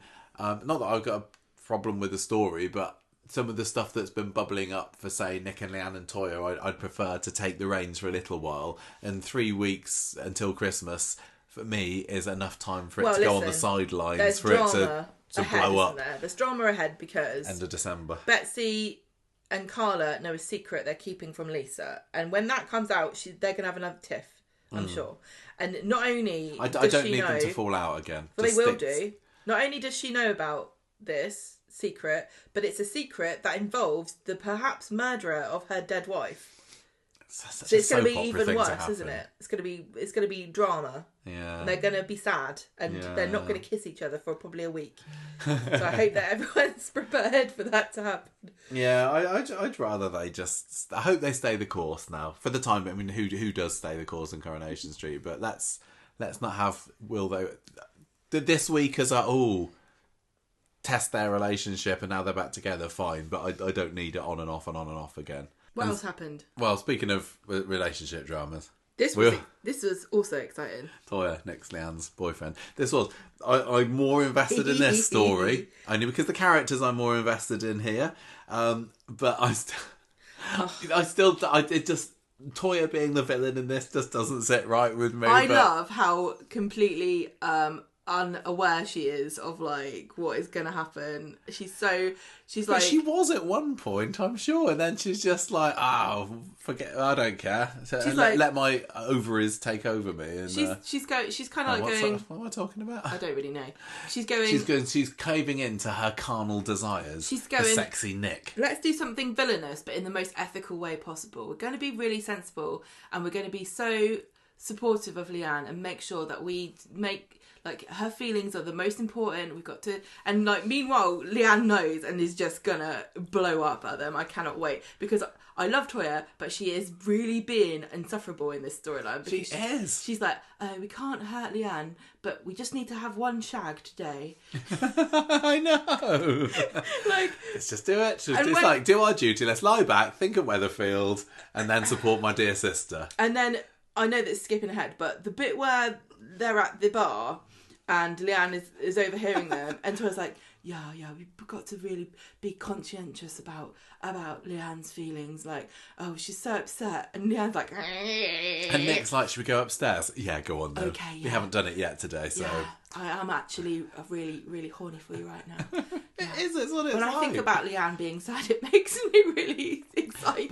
But I think we are in a minority in being on Team really? Leanne in this. I'm seeing so many people say, well, they have been right from the beginning. Like, Nick and Toyah are really interesting together. Blaming Leanne for being ensnared into this cult, saying, well, it was her own fault when she went off with that Rowan, and I can't accept that. I'm just loving Leanne. And I think the fact that this story is clearly setting us up for some mega Kill Bill-esque revenge. That's what I'm hoping for anyway. Explosive. I think we're supposed to be sympathising with Leanne. I don't think that they're going to be saying, this woman abandoned her husband and now she's feeling petty because he's now gone off with her sister, so look at her being revengeful. I think we're supposed to be going, go Leanne. And I loved the line in today's episode, which was like, "You're a Battersby. Start doing. Well, remember it, or whatever." I've probably written it down. Did you write it down? I told you to write it down. Yeah, no, I think I did. You're a Battersby, and if you want my advice, you better start acting like one. That was just one of the best lines of several months. Yeah, absolutely. I loved it. Because not just that line, but what that line represents is excitement for me. Well, we saw elements of it, didn't we, when Leanne first found out about Nick and Toyah together a couple of months ago, and she slaps Leanne, and then she's just like uber sarky. Sorry, slaps Toyah, and then she's uber just petty and great. Yeah, exactly. That's what I need to see. But I want it to be a long campaign, like we had with Eva. When she realised that Aidan and Maria were seeing each other. She had this months-long campaign of revenge. And I need it to be that, not just something that's over and done with in a week. I'm keeping my hopes up for this. I definitely have said on this podcast, I'm not a fan of Leanne's. I've said that. I've been quite vocal about not really liking her and finding her a bit mardy. But since Oliver's storyline, I've just grown to really like her. Because number one, Jane Danson did a fantastic job with that storyline, and also I've just really appreciated and liked the way that Leanne just was completely in her feelings and didn't care what other people thought about it. And it's really refreshing because a lot of the time women are kind of like conditioned to worry about other people and care about hurting other people's feelings, but she was just really kind of like refreshingly selfish in how much she indulged in her own grief. And I think women should do that more. I think it's really important for women to put themselves first and not really, like, she knew what she wanted and she didn't care Like, you support me or get out of my way, basically, was how she was with it. And I think a lot of the time people like in fiction to create these real, saintly suffering women, martyrs and like saint figures who just suffer and in a very tragic and beautiful, like literally beautiful way. Like, oh, my hair's perfect and my makeup's done and I'm really just sad. But she was just like, yeah, whatever. I'm gonna shout at you. I tell you that you suck. I just want Oliver. I want him to get better. I can't see how Nick and Toyah have got any leg to stand on. And I know, you can't choose who you fall in love with. And I do. But what do you do in that situation? I buy that they love each other. Yeah, I've accepted that they love each other, and Ben and Georgia have done a great job at portraying that. But I still think, but what do you keep your do? pants on. Yeah, but now's not an appropriate. Okay, you don't need to start sleeping with each other before you. I don't know. Well, they literally said, let's not do it just for the period that we're not on screen. And now our story's rolled back round again. Let's drop our drawers. They don't need to work. Yeah, but why? Why not? What? Why shouldn't they? Because she's her sister. So she can never ever be with Nick because her sister was with him first. That's not how human beings work. I think give it a bit of time. Yeah, you got to give it a bit of time. Which they haven't. They can't because they love each other. And she's been through such a horrific year with the Institute. I know. And now her dad's dead, and they're still like, well, let's just keep on doing it secretly then, I suppose. Just keep doing it secretly. Look, let's run. I said like Leanne with Oliver. That was the turning point for me to like really appreciate her as a character. But also the Institute stuff. It's just great. She's just been great, and now. We got more of that. We thought last week on the podcast that they said that Rowan's trial would be this week, didn't we? But now that is definitely definitely next week that we're going to see old Emrys back on our screen again. I'm so excited for return of the Battersby. Yeah. Battle axe. Just bring it on. But I still want, and I just don't know how this can happen, for this to end with Leanne and Toyah as a united front, because they are so good as that dynamic duo, aren't they? Who? Leanne and Toyah. Oh, yeah. I can't see how. I mean, she knows the truth now. We said, how are they going to do it? Oh, it's going to be great. We said, it's fantastic when they were together with Eva. They've kind of got that dynamic back a little bit where it seems like the show cares their sisters. Yeah, you're right. They've always been kind of, because the actresses have got great chemistry with each other anyway, but the show's just been completely neglecting that relationship for a long time, and this really just feels like properly investing in core characters, and this and it's characters that they know that we care about and that have been key to the show on and off for the past 25 years or so. The story with Betsy and the Warner Brothers and Mason and stuff, okay, intriguing. There's a great link there with the relationship with Swain and Becky, Carla and everything, but compared to how much I care about that to this, it's just night and day, because these are characters that have been in the show for decades. You care what happens. You care. And I know everyone's Toyah got to start somewhere. Yeah, that's fine. They started with a bang, didn't they? These two, but you care whether Toyah and Leanne fall out with each other. I don't really care whether Betsy and Mason end up together. I don't really care whether Betsy and Swain have had another falling out, or Betsy and her mum. Not really that bothered. Yeah, I mean, not compared to this. No. So look, so this is like investing in your strengths. This is Coronation Street doing a really fantastic job, and not that they're not doing a great job at the other storylines. It's just you can't make people care about characters. But you do have your new viewers who don't have 25 years worth of history of these two to draw on. So for them, let's say you've just started watching in the past year or so. That's true. Toyah and I may have heard of them of being the Battersby family, but off-putting too, because you're like, I don't know how these people know each other. Yeah, exactly. It might be easier to invest in a relationship where there's not much backstory to catch up on, possibly. Even Leanne was surprised to remember that she is Chesney's half sister this week. Yeah, it's like, oh, probably better tell Ches. Oh yeah, I forgot. That's been the long running. I cannot believe that. People always forget who's related to each other because they're all very incestuous in Weatherfield, aren't they? And people have these step brothers, mothers, sisters, aunties, whatevers. But today's was the Leanne's realisation of, I think I'm in some way related to Chesney, but I don't think I've said a single word to him for the past 20 years. That kind of wound me up, because she's like, oh gosh, we better get Chesney. And then Chesney comes. This poor guy, I hate Chesney anyway, but he comes and he's like, oh, the family's arguing before the funeral's even begun. Chesney, you're not part of this family. Yeah, exactly. Don't try and become a Battersby, Chesney. You're stuck with your Winter Browns. You chose your lot when you went off with Gemma and got her up the duff with 4 kids. Yeah. Or up the podge, as David referred to this week. It's like, we don't consider you family. You might have realised that by the fact we completely ignore your plight and don't care you live in poverty when it suits you. I like how they got Chesney in to have one little scene together, because they kind of should, but yeah, it wouldn't surprise me if that is your lot you're going to have. He only turned up because they told him it was a free breakfast. Sausage Baptist, please. Right, so Mondays this week, Toyah comes into the bistro, her boiler's packed in, she's living in this grotty flat somewhere. She had a leak last week, what a nightmare. Nick's like, why don't you just move in with me? Oh yeah, Leanne, I forgot about that. Yeah, I forgot the Duke. Yeah, she's you around. Just hide in the bedroom. Yeah, so Toyah doesn't need asking twice there. She doesn't want to move in with Nick straight away, but she does say that she's got rid of her flat and she's going to stay at a hotel for a bit. How she's going to pay for this for a while, I don't really know. We're not going to dwell on it, but if you can't afford a flat that doesn't leak, you can't afford a hotel. No, I mean, is Nick bankrolling her here? Is this going to be something else that Leanne... Oh, no, she doesn't need to discover it, I suppose, really, does she? The cat's out of the bag now. Maybe Debbie's just giving it as a favour. I don't know. But anyway, the whole issue of Sam comes up and how he's going to feel when this all kicks off and comes out. And Nick says, look, let's rip the plaster off here. Come round for dinner tonight. We'll get this sorted.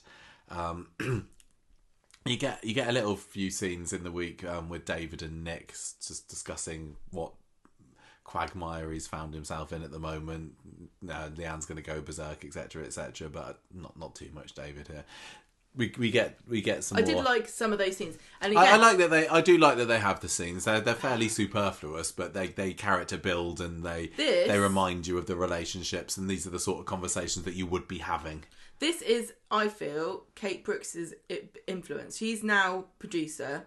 She's taken over the reins properly, and this we've had a bit of a vision, haven't we? Yes. I don't think I'm supposed to say anything about it. It's still embargoed. But you can see the difference already in how people are talking to their friends and relatives, and having scenes where they're talking about what's going on in their lives. That never really happened before. I don't know. I think it's too early to call that. David and Nick have never been too far apart from each other. I'll give them credit. Verity McLeod, who took over as interim, she's the one who got the ball rolling on David and Nick sort of gossiping about this kind of predicament. But I'm really loving this feel that we're investing in our characters and we're developing their characters. I just worry that there aren't many families that we can do this with. Oh, come on. It doesn't feel like it's a show about families anymore to me. Well, that's a warning. It's just Warner Brothers. It's just a group of character, but I suppose there are, aren't there? There are the Barlows, the Baileys, the Websters. Of course there are. What are you talking about? I think we, in the past, it felt easier to say, oh, this is a Platt story. This is a Barlow story. Oh, I can see, Kate is building up the Barlows because they've been neglected because the Platts were at the centre stage. But you're right to say that really a lot of the stories don't revolve around, oh yeah, this is a so-and-so story. It's all, oh no, what's Betsy done now? Oh, Lauren's killed someone again. Anyway, it's because of all the characters are new. Half the characters on the screen, like we said before, are new, and so they don't have family links. No. Sam tells Nick later that never going to see Gus again. This is a bit weird. How long you spend with Toyah? What's going on? Do you like Toyah more than a friend? Is that Sam saying that? Yes, and Nick has to admit that they want to be together. It's all a bit of an awkward conversation, really, because Nick explains the deal, what's going on with him and Auntie Toyah, and how we're going to tell Leanne after Rowan's trial, and we're going to break it to her really sensitively. So don't worry about it. Sam doesn't like this news. Toyah is a counsellor. So when she cheats, she does it ethically. I love Sam just kind of blanking Toyah when she comes round later trying to start a board game with him, and he's like, nope. No thanks. Nick's like, don't worry, he'll No come thanks, round. And they have dinner there, and Sam is just monosyllabic all the way through. I really enjoyed how awkward this scene was. Well, They yeah, did so he's tension been there. really clever as well. Like where he was saying, "Oh, did you? So you and Leanne, sisters, right? Did you ever borrow things from each other, like boyfriends, when you were younger?" And he kind of huffs off. And then she's like, no. It's like, yes, you did. You both had to go on Imran. Yeah, I know. You've forgotten already. So that was a quite nice start to the week. Wednesday, Toyah is feeling a bit stressed because we've got Ollie's memorial today, which we didn't see. Knowing what happened to Nick, I would be to Imran. I would be worried if I was Nick, because one of Nick's weaknesses is car crashes. He's very vulnerable to car crashes. Well, yeah, with the van. Yeah, I know. So anyway, Toyah's worried that Leanne's going to find out about each other and it's Ollie's memorial, the relationship, and it's all very stressful, isn't it? And Nick says, "Look, let's just go on holiday to Tenerife when Leanne Is it finds Tenerife? out." Tenerife, yeah. Okay. Leanne's going to find out. Let's just disappear off for a little bit to give us some time to process this. That's kind of the cowardly way out, but is it a good move? Once they tell her they're buggering off. Yeah. Yeah, I think that's a good idea. But, knowing what Leanne's like, I'd be worried that I'd be coming home to a booby-trapped smoking crater. Yeah, exactly. The Toyah says, "Look, we need to wait until after the trial. We can't tell her until then." And I think these were kind of soap words of doom that Leanne's going to find out sooner. The whole thing was just a series of like, one thing that we always said that we would never do is steal each other's boyfriends, and I can rely on you to never hurt me, and we keep secrets from each other. Even when we were children, we always had each other's back. Like, Leanne just kept saying things over and over again. Just to drill in. Just to remind you, I would be really sad if you cheated on with my boyfriend, husband. Yeah. Leanne's just being so nice. She's like brought a little rose bush for Rose. That's what I said. On Wednesday, she was the nicest she's ever been in her life, and now she's learned a lesson, hasn't she? She thought she could let her guard down and not be a bitch all the time, and now what's happened? So she's going to revert. I was a little bit surprised to have the Rose thing brought up, and I think Toyah did say it was around about this time of year that Rose's birth and death happened, but I was surprised that it got mentioned again, because it did feel a little bit like, here's something dramatic that had happened back in July or whenever it was. Let's never talk about it again. There's been a few too many things in this particular story that have been brought up as huge OMG moments, like Toyah actually had a baby, and Toyah's got ovarian cancer, and Les is dead, that are just pretty massive things to happen to the family that have been thrown in for incredibly temporary drama. And I suppose in a way it's good if they're going to say, well, yeah, we said that Rose is a thing, so we're going to keep referring to her now, but... Do you know what? I wonder whether they need to go smaller, maybe. Les ever found out. What about? About Rose. Yeah, he must... I'm going to say he must have done. He must have known that he... Well, it's a granddad-ish, but I know that Toyah's not blood-related. Well, we get the impression that Leanne had been in touch with Les somewhat, because he phoned up a few weeks ago, didn't he, when he was drunk at the wrestling or whatever it was. So he must have known when it all came out with Toyah.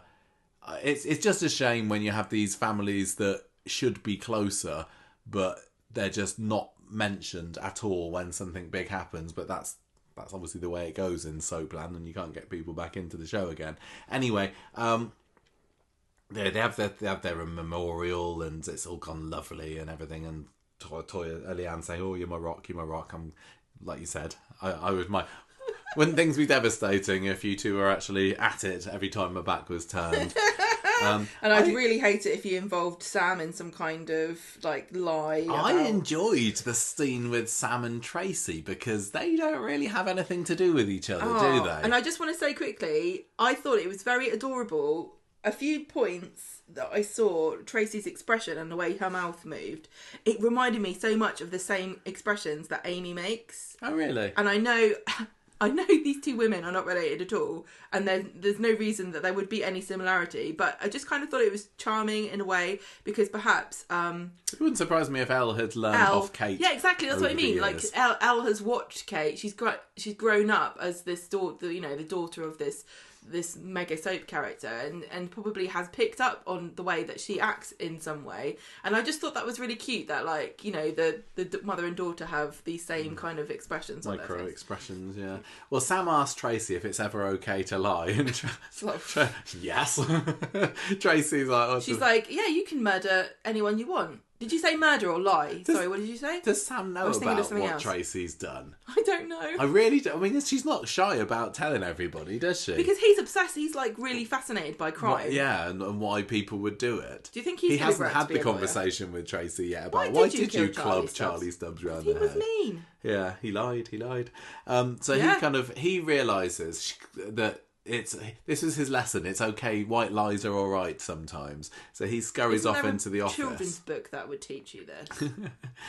They all have a little toast to Ollie and Rose. Toyah goes behind the bar and tells Nick, "We can't tell everyone the truth. I just can't do this to Leanne. It's too much of a tragic time at the moment." Pet peeve this week. So many times people toasted and then didn't drink. That is bad luck. Anything bad that happens to you didn't notice. is your own on you now because you didn't toast. Particularly this scene, and also Tracy and Leanne on Friday when they were in the pub, they both toasted and didn't drink. Your plan's going to go wrong. Leanne discovers the holiday email later, doesn't she? She's having a look in Nick's emails. Trying to help Sam out with something or other, and she sees this booking for the Tenerife holiday and says, like, what's going on here? Because Nick comes into the office and £958. This says that there's a booking for a double room. What's going on there then? And then Sam, with his newly acquired knowledge that it is okay to lie sometimes, jumps in and says it's for me. And I thought, smart move.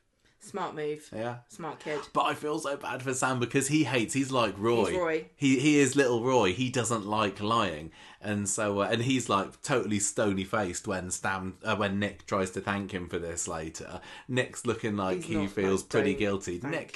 Nick has just been eating himself up this week with guilt and how bad a parent he's being to poor Sam and involving him in this cover up, which he knows is not necessarily ethically right to begin with. I wonder whether Sam's going to develop some kind of complex or lingering resentment to his dad. Yeah, probably. And also I feel so sorry for this poor child too, because he's had so much, since his mum died, now this is like the second woman. It's trauma after trauma for him, and he's losing Leanne, even though Leanne wasn't particularly fussed on helping Nick with him because she just lost Ollie, and she's slowly grown to, I wouldn't want to say love, I'm not sure, but she clearly cares about this kid, and now she's going, and then Toyah's coming in. He must be not knowing what the heck's going on.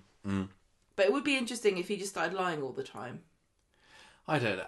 I've always been fascinated with how Sam's going to grow up, and I still don't think he still feels to me like pretty much the same boy that came into the show, 4 or 5 years ago. I bet if we saw a picture of him when he was first in it, we'd be like, I've seen people online commenting that he looks quite a bit older recently. He doesn't to me, but I'm child blind. I don't understand. They're still dressing him up and making him up to look kind of the same, aren't they? He looks younger than I think he actually is. Yeah, I think he can only really stay like this for another 2 years tops, maybe, until it's going to start to be a bit odd. Like me, I think, and you also, when we were kids, we looked like kids. We had little baby faces. But some people, but we did.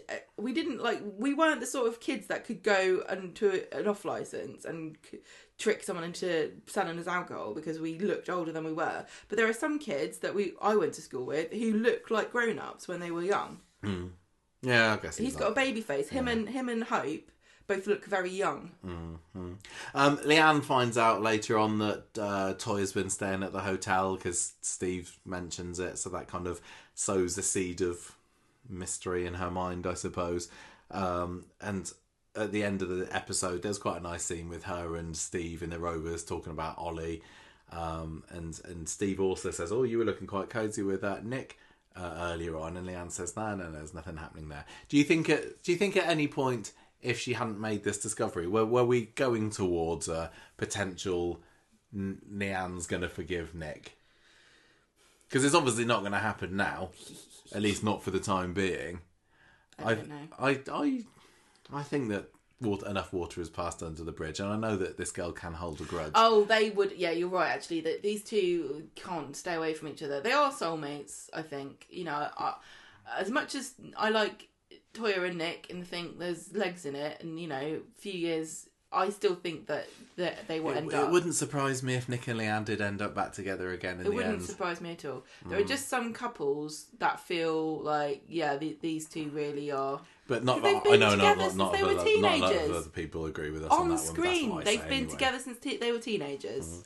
Anyway, end of the episode. The same heads. End of the episode. Nick has said that they just need to tell Leanne the truth tomorrow, so it's all out in the open, because I can't bear to lie to my son anymore. So he starts off... No, he's not lying to his son. He's lying about involve my son in my lies anymore. Nick invites her around on Friday, and he's looking very stressed out because he knows what she's like when she gets bad news, and he's just about to tell her when Sam comes in, all ready for school and all cherubic looking, and so that puts it off for a little bit. And then Nick's just about to tell her again, and there's a buzz from downstairs. What's it's a that? Police officer coming around the flat at 8 o'clock in the morning to give them some news about Les. Nick opens the door. She doesn't say hello. She didn't acknowledge him in any way. She walks straight past him, goes, "Are you Leanne Battersby?" "Oh, excuse me. I want to know. I own this house, actually. Where's your warrant? Get out." Well, I'm losing track of... Like, why did the police officer think that Leanne would be there anyway? I suppose she hasn't updated an address on I suppose it's been a little while since police she's been moved out. But how do they find anyone's address? Yeah. I don't know. It was. I suppose it was quite a happy coincidence that Leanne was there, because she doesn't spend a whole lot of time in that place anymore, does she? But I wonder if they had something on next to kin or something at work. No, maybe. Have you written my name down? Yes, of course I have. In case there's a horrible accident at school. At my work. So yeah, Les is dead. I know. Les Battersby is no more. He had an accident at work. Was it his fault? I don't know, because they're being just incredibly vague.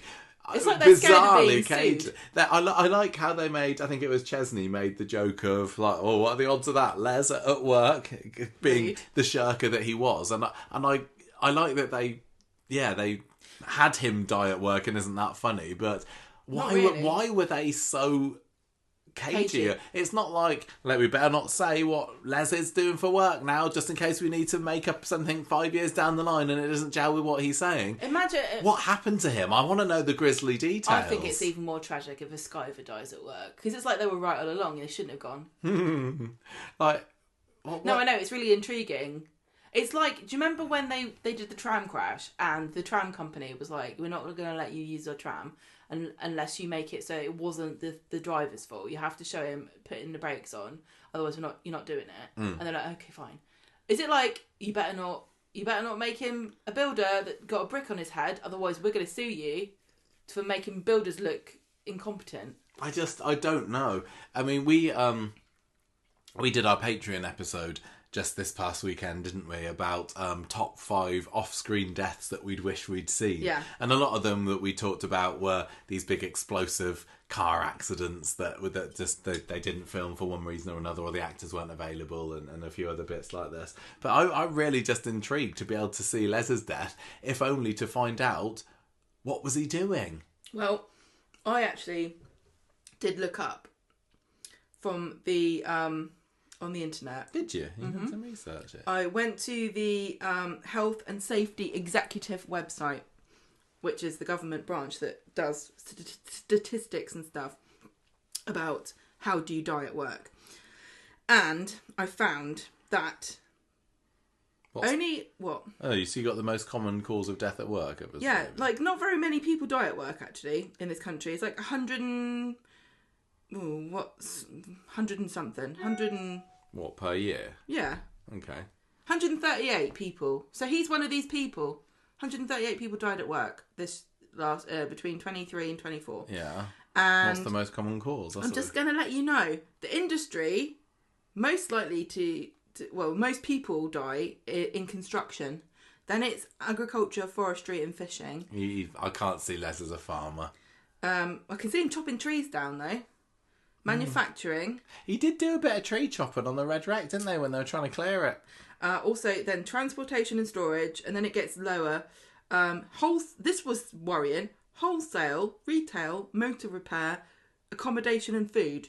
11 people died last year from being in a hotel. Administrative and support services, 9 people. Waste and recycling, 4 people died last year. Oh, there we go. And the things that happen to you, by far the most, are falls from a height. That was 37 people. But that's a much improvement on the year before because 50 people fell off something the year before. What? Let me finish. Okay. Struck by a moving vehicle, then struck by a moving object, then trapped by something collapsing, which is horrible, and contact with machinery. Ugh. And then other things happen as well. And then I think... So one of those was Les, we just will never know. Those do not include accidents where you're travelling on a highway, because those are just road traffic accidents. Okay. And it also doesn't include people travelling by air or sea, or armed forces, or natural causes like heart attacks or strokes. Well, it seems like there's so much there could have been and they just couldn't decide. Those administrative people... It wasn't like they just had a heart attack and died at work. Something happened to them while they're typing on a computer and they died. That's illegal.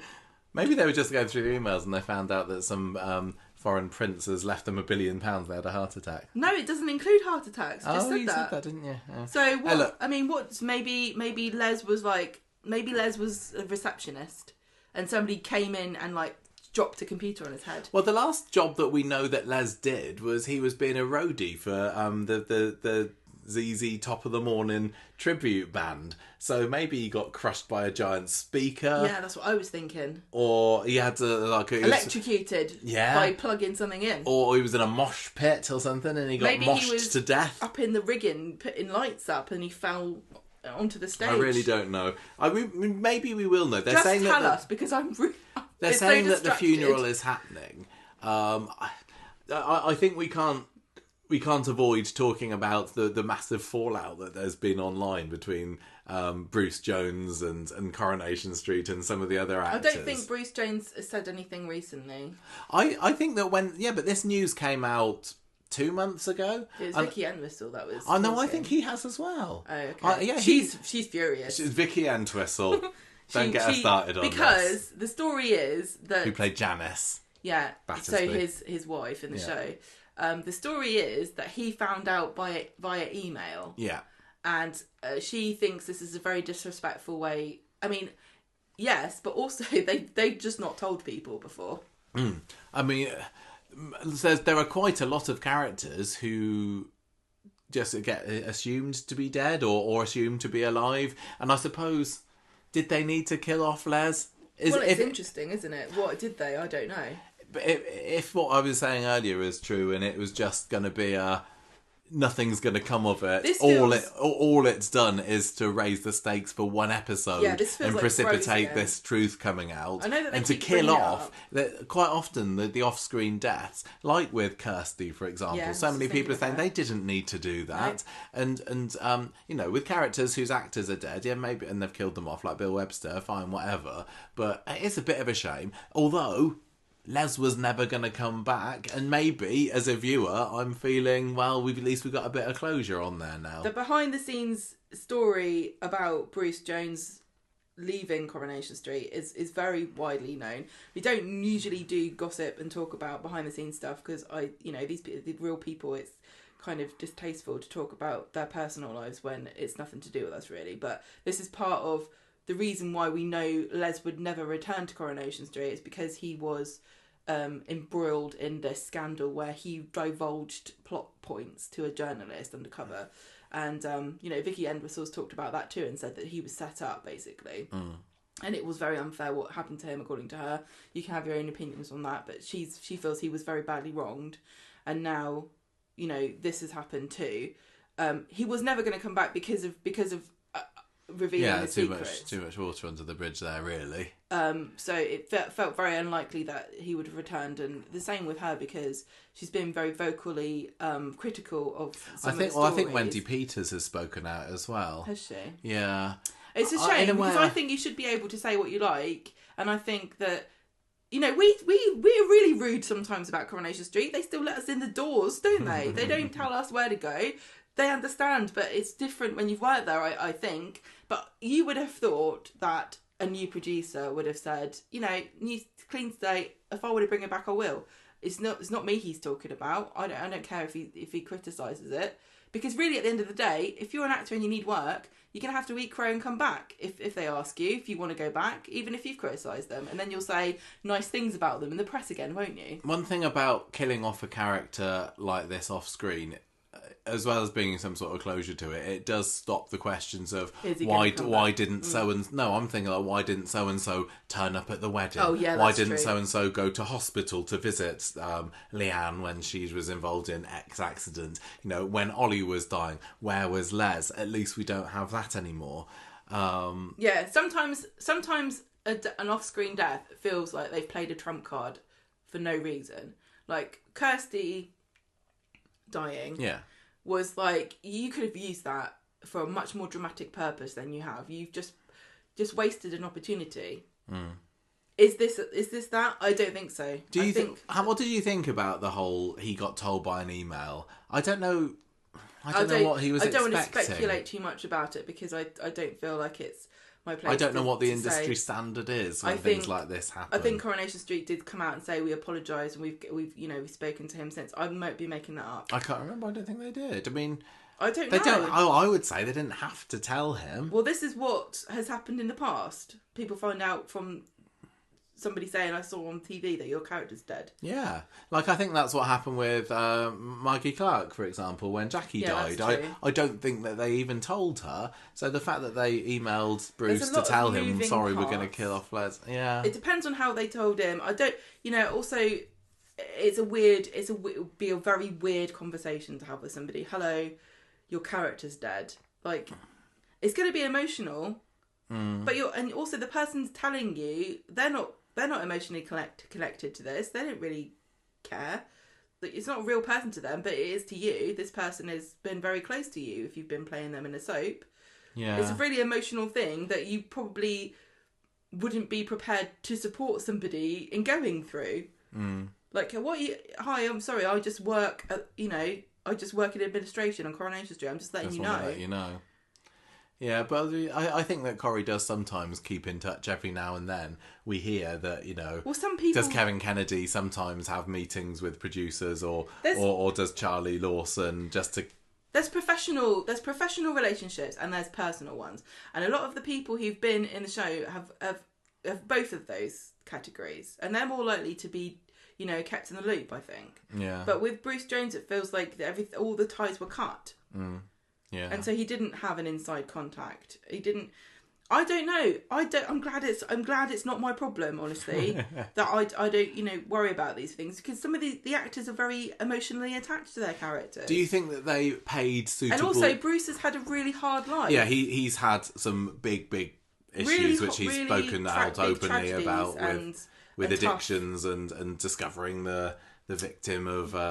The Yorkshire Ripper. And... He's spoken about that and it affected him very, very badly. Yeah, so it wouldn't be surprised if this did feel like a bit of a kick in the teeth. It's never going to be good to hear your character's dead.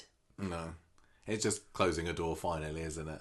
I don't know what to say. But do you think that they at least paid tribute to him well enough on the show? I think it was a nice send-off. I think it was a fairly nice send-off. It was interesting because they had the characters kind of gathering around on today's episode saying, he was a nice chap and remembering those who needed to. Like, we had Chesney, we had Kirk, we had Leanne and Toyah, and yes, there could have been more, but they didn't necessarily need everybody. Well, there was a funeral. I don't know if we're going to see it. I don't think we're going to see Les's funeral. I really don't. But they didn't necessarily reference too many plots or exact things, but they just said, he liked beer, didn't he? And Chesney makes the remark about Schmeichel later in the episode. And Lizzie looks at a picture of him and cries. Yeah, that was nice getting that out. And, you know, and to be honest, I think that is more than some characters get. Yes. So look, and he's already had a send off. they don't he need already to left say, the show "Oh, once. do you remember that time that he fell through the ceiling in the jacuzzi?" Because everyone else remembers that. But he's already had a send off because he left the show. Yeah, but he didn't have a send off then, did he? He just was in it for one episode, and then he wasn't in it anymore. His departure back in 2007 was so quick. There you go then. Now maybe he's got that send off, and it's nice that there's enough characters on the show that were related to him that they can do it. I think it's strange because they could have just used the fact that it was Oliver's memorial for the emotional impact they needed. Yes, absolutely. So it's going to we're going to find out hopefully that there is more to this than just, you're right, adding to the emotional impact of it. It was not needed whatsoever. And I just want to also give a shout out to how wonderful, Jane Danson and Georgia Taylor were in performing these scenes of them just being devastated, and also Sam Astin, who plays Chesney, wheeling him out for a scene just to remind us that they are somewhat related. I felt so. It was really awkward as well at the breakfast where he was like, I've got to go because I'm getting the sense that. Also, my child's vomiting. Yeah. So Alan's stepping all over it. I hope it's nothing catching because you got it now. Right. So anyway, look, bye. let's just rush through this then, because I think we've gone over the main plot points.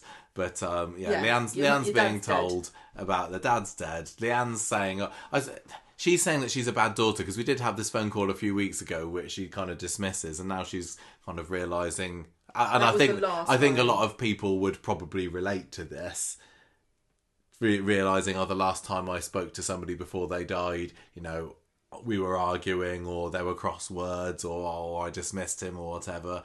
But it just builds up the grief for her that she's a terrible daughter, and then kind of rushes off because she realises she needs to tell Toyah. But Nick gets in there first and gives her the phone call first, which I don't think he really needed. He doesn't give her a phone call. He goes and tells her, doesn't he? No, I thought that. No, he phoned her. She came in to the bistro with Nick behind her. Yeah, but as soon as... Yeah, but Nick... Well, no, remember, Leanne rushes out of the flat and then Nick picks up the phone call to Toyah and says, something's happened. He didn't really need to do that. He just wants to get in there first. All right. So, Toyah and Leanne have a bit of a hug at the bistro. I guess it's because... he wanted to warn her, like, if Leanne comes up to you and she's crying, don't go, sorry, Lee, I loved him, I couldn't keep my knickers on.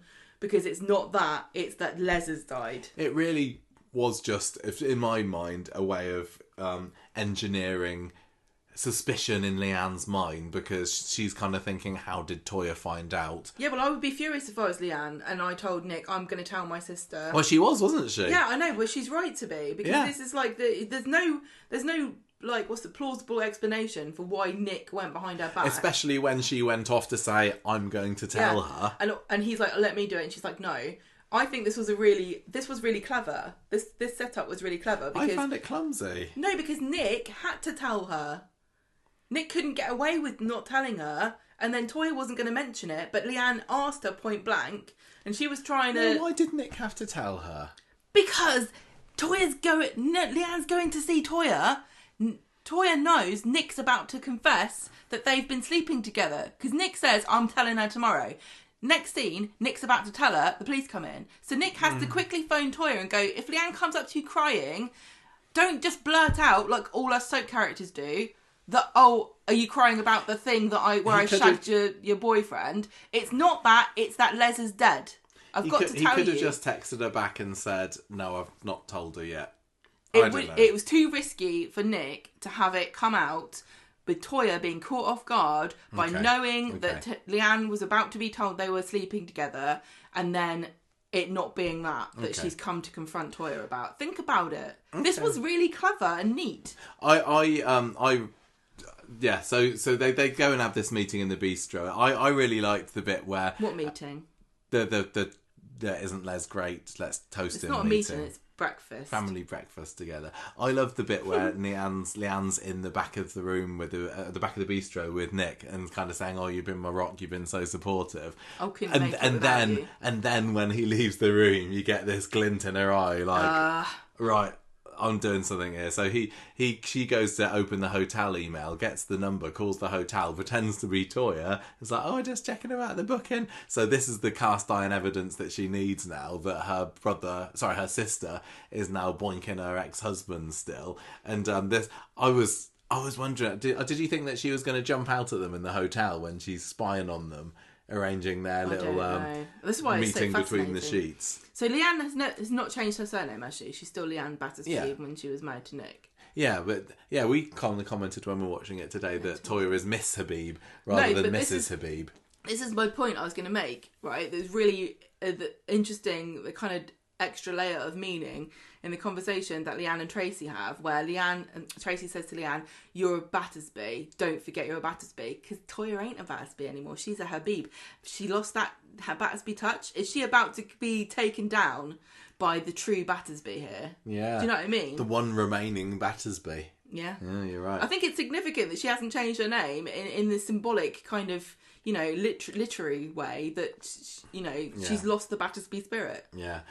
This all comes out, doesn't it? Because Leanne's gone to the Victoria Gardens, found Nick's wreath for Ollie, torn it up. Tracy comes in and's like, what's going on here? So they go back to the pub. Well, I love this as well, because Leanne lays into Tracy and says, how could you cheat on blah, blah, blah, blah, blah. And she's really talking about Nick as and if Leanne has never cheated on anyone in the past. Nick and Toyah. Yeah, so Leanne is now, with guidance from Tracy, hopefully, going to become this force for vengeance like Weatherfield has never seen before. And it's taking it slowly at the beginning. She goes around to see Nick at the end of the episode with a bottle of wine, kind of saying, oh, look, I'm really sorry.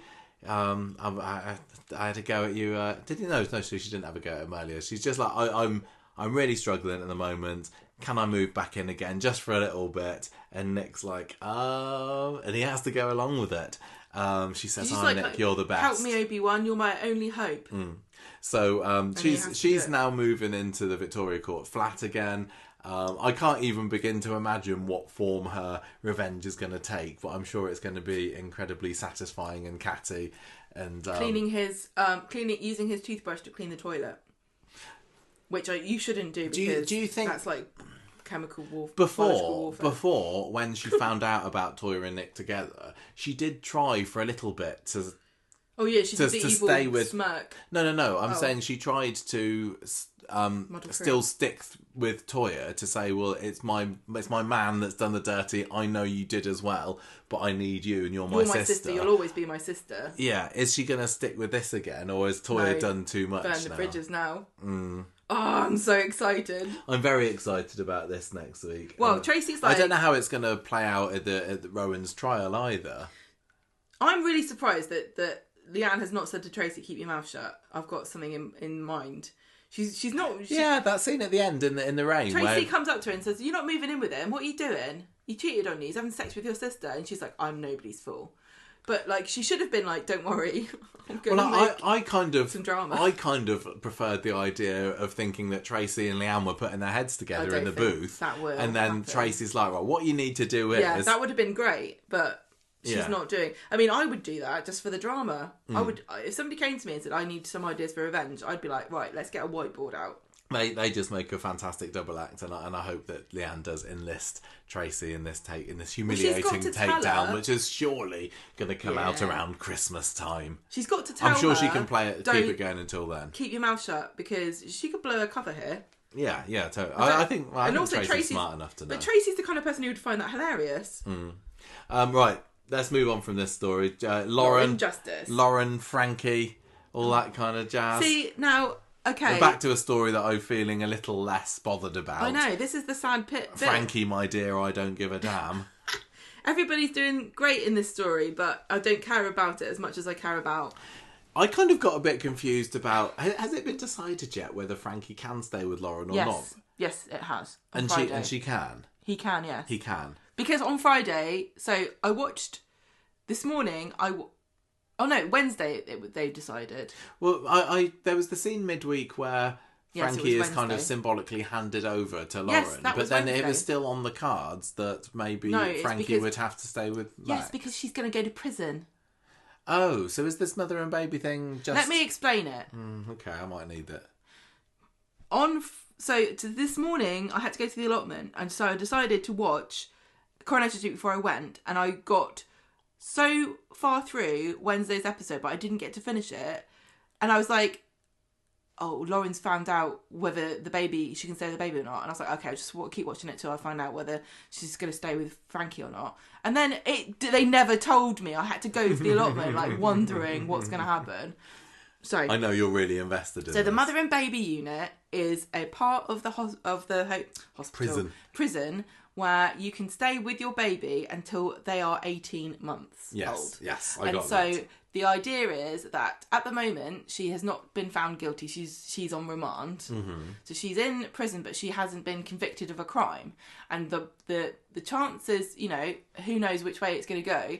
Either she's going to be in prison for years and Frankie will be taken away from her at the age of 18 months, or she'll be let out and then she can go home with Frankie. Right. So when they're deciding, are we going to let you stay with your baby, they've got to decide all these things, like how likely is it that she's going to be sent down for this crime? Like if the crime you're accused of is got a sentence for less than 18 months, they probably wouldn't even think about it. They'd be like, yeah, of course you can be with your baby. You need to stay with your baby. But the problem is, in this case, that it's possible that she could be with Frankie for 18 months, then this poor baby gets taken from its mother and given to somebody else until she comes out of prison, which could be when he's, you know, an adult. You don't know how long she's going to be in there. So, in the best interest of Frankie, do you want this child to be raised by somebody that he can't be with after 18 months? That seems really unfair, because then he's going to be uprooted and it's really damaging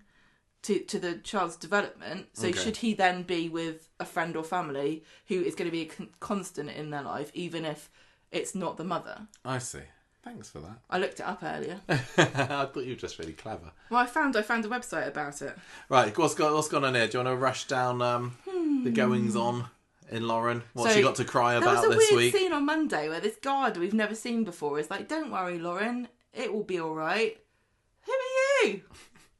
Anyway, Shona and David are like, Max has gone a bit mad here, hasn't he? He's kind of like got in his head this like picket fence weird. Well, he was talking about, you know, I see Max as my own child. No, he was saying on Frankie is my own child like, on Wednesday, wasn't it? Shona and David, like, steady on, mate. I'd be out of my mind worrying here, because these two are so.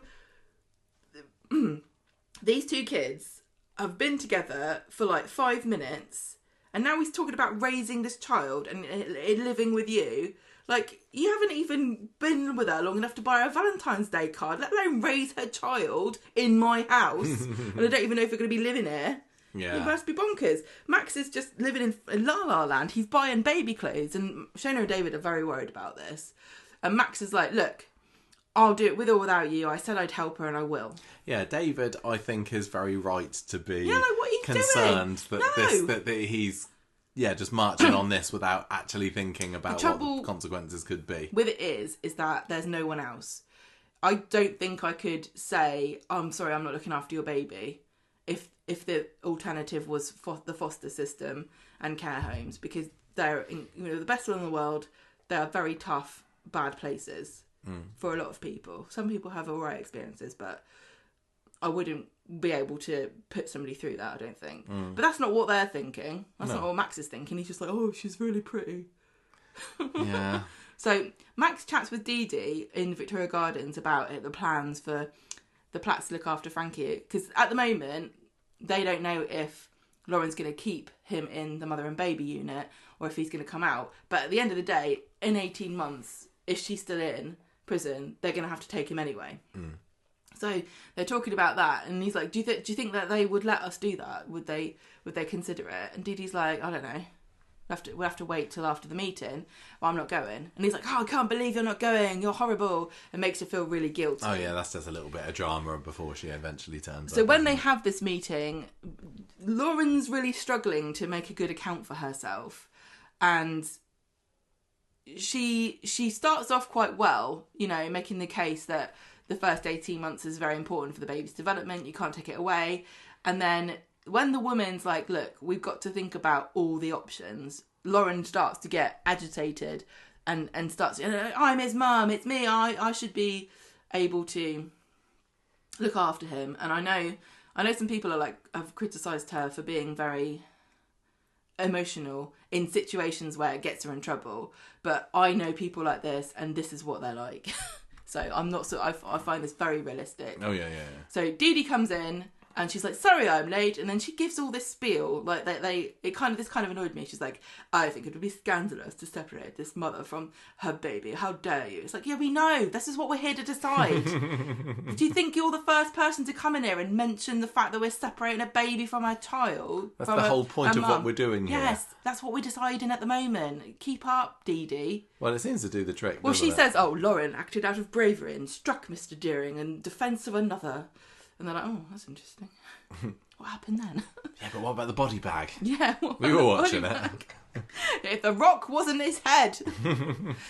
Right, so they go, okay, we'll think about it. So Lauren goes and talks to Max on the phone, and she mentions that Dee Dee arrives, and Max is like, oh, she did turn up in the end. And Lauren's like, what do you mean? And he says, oh, I just think she was unwell and she wasn't going to make it. But she did. And Max also says, I've got to work on David and Shona about Frankie living here. I'm not sure that they're going for it. And Lauren gets really upset and puts the phone down. And then Max tells Shona and David about what's happened. And Shona says, we've decided it's okay that Frankie can stay here if he needs to. And Max is like, hooray! David not so sure. No. On Wednesday, the mother and baby person comes in and goes, I've got news for you, Lauren, but you're going to have to wait until Gemma comes back from the allotment to find out what it is. Then we have the social worker come in to have a meeting with Max, Lauren and David, Shona and David. And I thought this was really previous because it's like, we don't even know if you need to be here at the moment. Well, what are you coming around what for? got me confused a little bit, because when she came in I was thinking, oh, so has she been told that she can't have him? No, she hadn't. So she's talking, saying, what do you think? What do you guys think about this? And she can tell that Dave is not really convinced that this is a good idea. And then Max gets the phone call from Lauren, who we find out in the next scene, because she's sitting on the bed crying, and then somebody brings the baby in. I was like, oh, they're letting her say goodbye before they take him away. But no. This time she's crying with happiness. Oh, that is a new type twist. of crying for Lauren. She's moved on. So Shona and Max go to visit Lauren. Next time, let's try cutting onions. It's one in the bistro that you can use. Next time, maybe she'll cough so hard it brings tears to her eyes. Yeah. That might be an interesting scene. Or maybe she'll nick Swain's mace spray again and accidentally squirt herself in the face She'd with be it. like, it seems to be blocked. Let me test it by staring into it and pressing the button. So Shona and Max go to visit Lauren, and Shona's like, look, sorry that we shocked you. And Lauren's like, yeah, well, probably would have got found out in the end anyway. And Max says, we'll look after Frankie if it comes to it. And Shona's like, oh, I too have a missing baby. It reminds me. So when David comes home later, Shona's in a bad mood because she doesn't want to talk to him about it. And he's like oblivious, kind of. And when she storms off and when she comes back, he's still not really getting what's happening. And so she says, I want to see Clayton. This has made me realise, when Lauren was talking about her baby, it made me realise I want to see my baby. And she's not on the approved visitors list. And David's like, listen, so I know how you feel, I understand, but also I can't bring myself to care, honestly, because the last time I really thought about, he killed my wife. Yeah. I was lying in the street with her blood on my hands, cradling her corpse, screaming into the sky. No. They did a really great scene, and they kind of did a big camera shot, big crane shot. Remember? You weren't there. It was sad. Everyone said I was a great actor. So that was emotion, okay? I don't forgive him. I don't forget. Yeah. I'm not going to move on. He could be a little bit more sensitive to her, but he's he's got no at least requirements he's very blunt, to forgive. But at least he's honest, and he's not like, no, you go. I'm fine. I won't mind. He's like, no, not happy with it at all. So Friday, she takes a day off anyway to go and see Clayton. Well, she kind of sneaks off without telling David, doesn't she? There was a whole scene about him saying, well, don't do anything until I've said. But it doesn't. Like, I don't need your permission. It doesn't really turn into much in the end, because when she comes home after seeing him, he's like, oh, you went off to go and see him, did you? Yeah. And she's like, yeah, I'll go and see him again. It kind of felt a little unnecessary and a bit of a setup for more dramas for next week, because even the scene that we get to see in the hospital where she rushes in is only like 1 or 2 scenes long, isn't it? Well, Clayton and probably... Anonymous prison guard. Is it? I thought it was policeman. Police guard. Right. Maybe it was a prison guard. It's just bored out of his head, isn't he? Sitting in there going, oh my God. Been sitting there for 2 weeks. If you want someone to sit in a hospital room with somebody and not talk to them, I'm your girl. Yeah. I hate talking to people, but I love sitting. As long as you can have your podcast on. Yeah. Not too bad a Look, job, can I just have one earbud in? I'm not going to have both earbuds in. Don't worry. I'll be able to hear it if he runs away. So anyway, Shona bursts in. First of all, she lurks and then she bursts in. She lurks and then runs away when she gets spotted, Yeah. like, ooh, I'm not really here. Ooh, you can't see me. Comes in, I love you. I need to see you. And they're like, no, you're going to get arrested if you don't leave. Well, he still is under the impression that she... Spurned him. Yeah, spurned him, that's And it, said- earlier by saying, and said, Well, I don't you want know, anything to do with it, because that's what David told From his him. perspective, David turns up, says, Shona hates you and wishes you were dead. And then he tries to kill himself and now he's in hospital. And she turns up and goes, sorry. Well, she doesn't even say sorry. She says, I love you. And he's like, no, you don't love me because you told me you didn't. Get bent. He's really unhappy to see her. And she runs home and tells David what she's done. And she's like determined to see him again and she wants to visit him. It properly. feels to me like she's going to get in there again next week, and he feels like he's had a bit of a change of heart, hasn't he? So I think that we're going to Clayton. He was saying, I've seen the error in my ways. Killing is bad, and I think that him and Shona are going to have a nice makey up moment. Well, prediction, of course, is that he's gonna go to see him. He's gonna say, David told me what you said. Yeah. She's gonna say what, and he's gonna say that you hate me. She'll say, look, maybe I don't love that you tried to kill me and you also killed Kylie, but you're my son and I could never hate you. I love you no matter what you do. Then he'll say, why did David say that? And then she'll go back home and she'll confront David, and then there'll be this wedge between them. And the whole lingering deleted emails is still there. I mean, she seems to have fallen for David's lies that she deleted them herself, or it went straight into the junk, or whatever he's peddling at the moment. But it's all going to come out. And well, it's a bloody good job that Lauren's got custody of Frankie now, because if house is going to be torn apart. It's going to be absolute chaos in about a week. Well, there's also the whole thing about David and the money, which seems to have been conveniently forgotten about. And yet again, get how many episodes has it been since we've seen Jesse and Gail? What on earth is going on there? I know. I would have thought that they might have something to say about some of this that's going on. What's the guy? John Tom? Yeah. Kins. Tomlinson. Tomlin. I was like, I can't remember. Do you want a gig on Corrie? Yeah. How many episodes? 2.5. Basically, isn't it? Who am I going to play? Gail's boyfriend. Well, she's the main character. Don't worry about it. Yeah. Don't worry about it.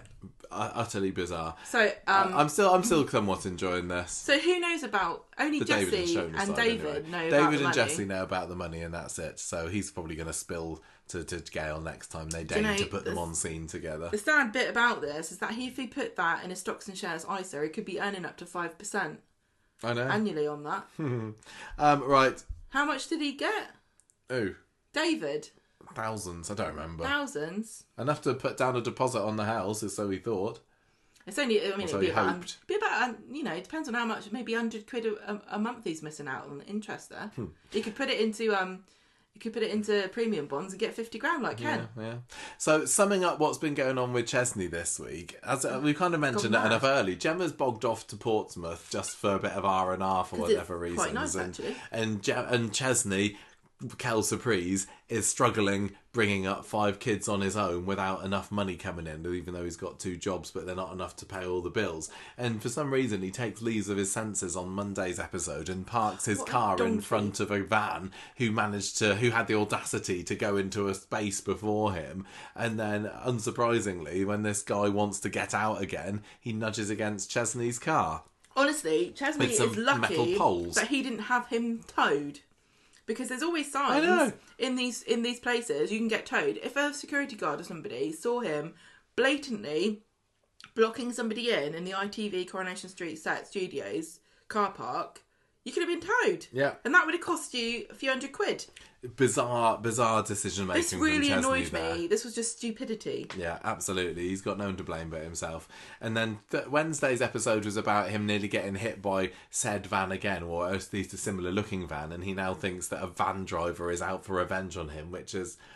I was watching this just utterly baffled about what on earth is this story. Do we really... I loved Bernie's, like, when he explains it to Bernie, she's like, so what, the guy's taking revenge on you because he ran into your car? He doesn't even know where you live, Chesney. Why would the man take revenge on you? Because you're the one that was wronged. Mm. Also, why is he bothering with insurance for his car? You got a dent in your door. It's not the end of the world, love. It just looks messy. You got 5 kids. You don't have a nice car. Get over it. There's a little strangely prophetic scene at the end of Wednesday's episode where Joseph is like, "Oh, everyone's dying at the moment. My mum died. Paul died," and Chesney's like, "Don't worry, nobody's gonna die anymore." That's the end of death. I mean, has Joseph ever met Uncle Les? He loves would it. say Uncle probably Les no. loves them kids. He's always round there. So Friday's episode is Chesney stressing around with this ironing board. It seemed like a little kidsy ironing board, didn't it? It looked really dinky. He didn't seem to understand how to make it taller. It really annoyed me. Yeah. Why are you ironing a I would have thought that Chesney would have been... he would have chipped in and done a little bit of ironing in that house. I'm but sorry. I suppose it's because Gemma's on the phone at the same time. And I got 5 kids. Nothing's being ironed. We don't iron anything anyway in this house. that's true, actually. You don't need to iron things. We do not iron things in our house, and we're not slobs. This generation, millennials and below, don't iron things. What's the point? It's a waste of time. Anyway, just dry it nicely, and it doesn't need his ironing. dramas compound with the news that Uncle Les has died, and he gets a bit sad and has a little grieving sesh with Bernie later, and he's like, "Oh, I feel a bit bad about this because I haven't really spoken to him that much in the past 15 years since he's been last seen in Weatherfield." And I was really surprised. Bernie says, "Well, we don't have the monopoly on grief. It's fine." It was quite nice, that scene. Yeah, it was nice. I was surprised he was only knew him for 4 years. Yeah, I know. You're right, Like, actually. 4 I mean, years? it was. You went it for ages. But they really did seem... I mean, Sam Aston was... he was one of the best little things about Coronation Street back in those days. And I think he honestly did learn a lot of his trade. I mean, I know the Astons as a dynasty had many actors in there. He's got older siblings that did other things. But I would imagine that Sam did look up to Bruce Jones as a bit of a mentor when he was younger. You don't know. And they... I know, you don't know these things. You can't assume... They worked brilliantly nice together because they were great on screen. Little Chesney was wonderful character, and they had real chemistry. And The whole thing with Scylla dragging Chesney down the street, going Uncle Les, Uncle Les. Les really cared for that boy, and in a way, it is a shame that he has only stayed in touch every now and then. Because I quite like the idea that they were a bit more in contact. If they told me they always spoke on the phone every Saturday, I would have believed it. I don't know why they had to say that they talk were about estranged. the football scores or something, or whatever it is that men talk about. I don't know, Beer. cars. Anyway, there's a lovely little scene at the end of the episode where Ches opens a drawer in the lounge and takes out a photo of him and Les and Fizz and Scylla, and he has a sit down and he says, "Oh, at least Michael, I'll have a bit of company now. Give him a stroke for me, Uncle Les." It was sweet. It didn't tuck on the heartstrings quite as much as a 10-year-old Sam Aston might have done. But I'm sorry, I was completely unmoved by this. You said that, didn't you? It's just because you hate Chesney quite intensely. I hate what they've done to Chesney. I was just so unsympathetic. It just seemed like everything he did was like to work against his own best interests all week, and not just all week, all year, not just all year, like for many years now. He's been the architect of his own demise. Yeah, but he can't. And I can't. It's not his fault that Les has died. I know, but I'm like, I don't care. Sorry, I don't care. Just don't care. I'm glad that they. I cared about Toyah and Leanne crying. I'm glad that they remembered to include Chesney in the whole grieving situation. I'm sure, yeah, because I can certainly imagine a reality where they planned all the scenes and only had Leanne and Toyah. Remembering it all, and then the fans getting up in arms on Twitter saying, "But what about Chesney? What about Chesney?" I think that look, I'm sorry that I don't care. I do feel bad about it. I know some people probably did care and found it very touching. Good for you. But I'm hoping that this is a clever way of exploring something with Chesney, because there's something going on here with him, and if it turns out to be nothing, I'm going to be a bit annoyed. But he's getting paranoid. He's getting weird. This van stuff was odd. If he's got some kind of mental break coming because of all of this, and Les's death is part of it, I'm going to say that's quite clever. Yeah, especially it's odd if Dolly Rose Campbell has actually gone off for an extended period, and it could lead to Chesney having a proper breakdown without him there. But I don't know, Chesney's kind of default expression is sad. That's my problem with him. He's crying, and I'm like, you're always sad. When are you happy? Like when would anybody notice the difference? No, not really. What's wrong, Chesney? You look like someone's died.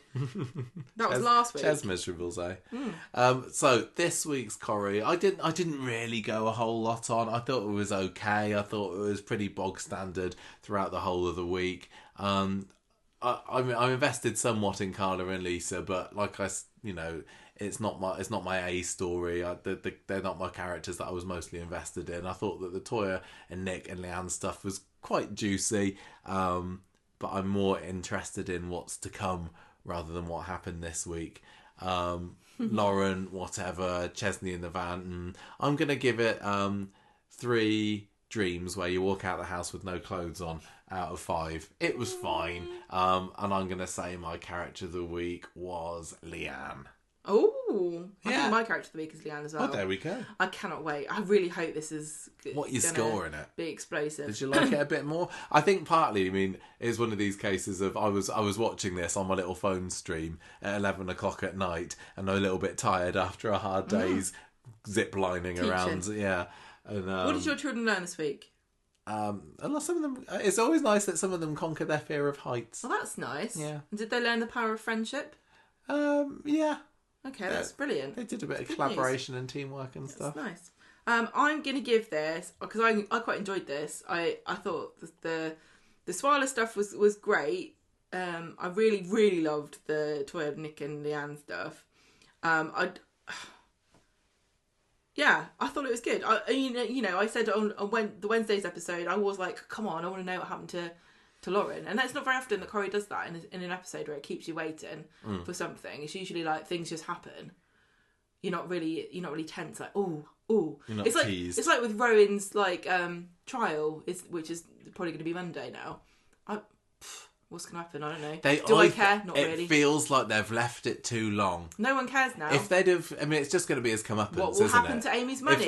I don't know. Yeah. And I don't care because, number one, I thought she was going to get it back anyway, and that's why Cassie managed to convince Ken to use his money on himself and not keep it for I thought Amy. I thought it was a case of she invested it with sound knowledge of what it was going to be used for, and there was no criminal goings on with it, so she wasn't going to get it back whatever happens. She doesn't have a leg to stand on because she wasn't actually cottoned, unless they had no plans to make this meditation centre or whatever it is, but which doesn't make sense because they need stuff like that because they're a cult. And number 3, I don't care if she gets it back or not, because it's any money on Coronation Street is just a fiction to me now. They've made it so that if you need money, it comes. If they need a story, they take your money away from you. It just means nothing. There's no consequences. It doesn't matter to me whether Amy gets her money back because she's not using it for anything.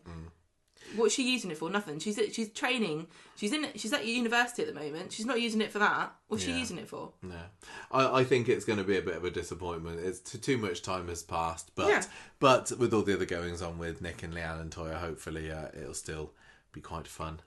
What are you? Have you got a score that you're going to be giving it? I'm going to give this week 4. Wow. Yeah, viaduct streets. 4 viaduct streets. Viaduct streets. Not viaduct streets. How come Kit can't say viaduct properly when one of his major cases involved a big viaduct where the car was found and a murder happened on the viaduct? Can you imagine they're doing the court case trying to find whether Lauren's guilty or not, and everyone in the jury is like, I can't. That guy keeps saying viaduct really weird. Do you notice that? I can't. I haven't heard anything anyone else has said since. Can I actually score it 3 haircuts that Adam can't commit to? Yeah. The afro, the buzz cut, and the mohawk. The chin length. The curls.